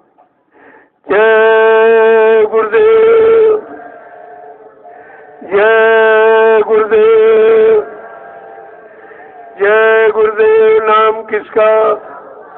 जय गुरुदेव। नाम किसका? प्रभु का प्यारा नाम। अब आप लोग सेवा में चलो। तुम अपने काम में लगे रहो, कोई क्या करता उसकी तरफ मत देखो। तुम्हारा काम सेवा का। इस सेवा से क्या मेवा मिलेगी, क्या लाभ मिलेगा? तरह तरह की बीमारियों में राहत, शांति आपको मिल जाएगी। भारी बीमारी छोटे में बदल दी जाती। अगर जान जाना हो तो जुकाम बुखार सर्दी हो गई, वो आपका कट गया। सूली का काटा, इतना तो हो सकता है, लेकिन विधान को खारिज नहीं किया जाता। काल के किसी विधान को खारिज नहीं किया जाता। सुधार दिया जाएगा, स्थिति बदल दी जाएगी, सरल कर दिया जाएगा, तुमको शक्ति ताकत दे दी जाएगी, तुम उसे बर्दाश्त कर लोगे। जय गुरुदेव। अब आप चलिए, जो घर जाना चाहते किसी विशेष काम में, वहाँ तो आफत बची जाने का मतलब नहीं कुछ होगा। उधर तो आफत बची हुई और इधर कोई आफत नहीं है। आप रह के देख रहे हो सब कुछ थोड़ा बहुत कोई बड़ी आपत्ति आने वाली, थोड़ा जुकाम बुखार दे दिया गया, बड़ा भला कट गया आपका। कोई ना कोई लाभ उसमें होता, ऐसा नहीं है क्योंकि किया है आपने तभी मिला, ऐसा नहीं और तुम भूल गए करके।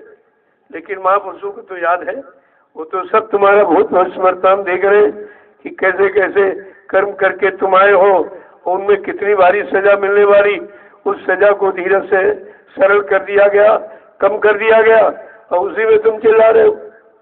अगर वो पूरी आ जाती तब क्या करते? तो तुम बचने वाले थे क्या उसमें? बहुत मुश्किल था। समझा करो, कोई न कोई हिले रोजी बहाने मौत, कोई न कोई तरीका आपकी बीमारियों से बचने को बना दिया जाता। सेवा यही मुख्य तरीका है। जब सेवा करोगे तुम्हारा ध्यान उधर उधर नहीं जाएगा। सेवा शरीर से करोगे, शरीर पर आने वाली मुसीबत, बीमारियां आपकी चली जाएंगी। ऐसा नहीं है, सेवा का लाभ है। जय गुरुदेव। अब आप लोग चलिए उधर जो को निर्माण कार्य, आज 8 तारीख है, इसलिए इसमें कोई शुभ काम शुरुआत नहीं की जाती। कल से इधर कुटी का काम प्रारंभ हो जाएगा। इधर आपको सेवा मिल जाएगी और उधर तो चली रही है, और ज्यादा लोग आ जाएंगे मिस्त्री राज, तो उधर वो काम शुरू करा दिया जाए। उधर भी वो पड़ा मार्केट आपके, तमाम प्रेमियों को उधर लगा दिया जाए, उनको सेवा मिल जाएगी। जय गुरुदेव। देखो ये कृषि कार्य, ये आपकी भंडारे की सामग्री है। आप भी खाओगे, तुम्हारे जाने के बाद कितने लोग यहाँ आते, सब इसका इस्तेमाल करते। ये बिना देखे तुम्हें लाभ मिलना, बिना देखेगा। तुम नहीं देख रहे हो कि हमारी ये पूंजी यहाँ लगी है, इससे कितने लाख लोग फायदा उठा रहे हैं, और उठाएंगे। जब तक ये रहेगी तब तक फायदा उठाएंगे। तो कम से कम विचार करना चाहिए। जब विचार करोगे तभी कुविचार अंदर से निकलेगा और सुविचार प्रवेश कर जाएंगे, आपका काम शुरू हो जाएगा। बस केवल स्थिति बदलना, कुछ नहीं। जय गुरुदेव, जय गुरुदेव। अब आप लोग चलिए अपनी अपनी सेवाओं में, ताकि जो जाने वाले हैं, कोई विशेष जरूरी, मैं भी मिल लूंगा आपसे, अंदर अभी मिल लूंगा। बाकी शाम को सबसे मिलूंगा। कल आप सबसे मिला, सबको प्रसाद दिया और आपने सेवा किया। सेवा का फल कितना बड़ा, इसमें जो कुछ होगा वो सब काम आएगा। आपके संगत कुल परिवार के काम आएगा, यहाँ की व्यवस्था बनाने के काम आएगा, व्यवस्था आपके काम आएगी, आगे आने वाले कुल परिवार के लोगों के काम आएगी। अब चारों तरफ से सब हार गए, कहीं कोई बचने का कोई सहारा नहीं रहा।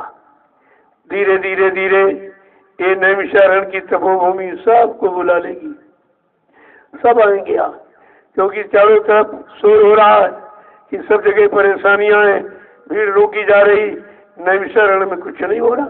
कारण क्या?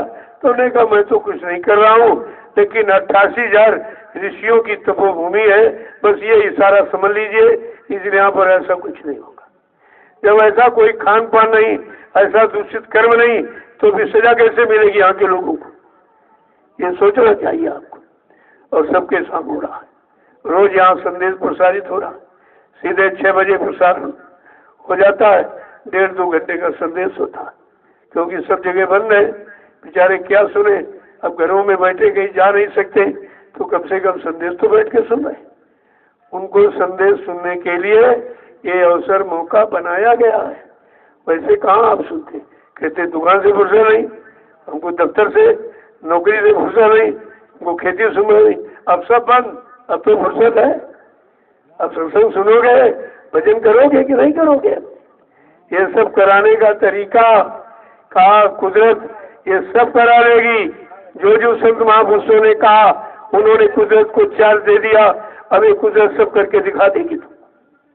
चाहे तुम शांति से मानो, चाहे शांति से मानो, परेशानी बीमारियों से मानो, और चाहे समझाने से मान जाओ, तो दोनों रास्ते आपके सामने।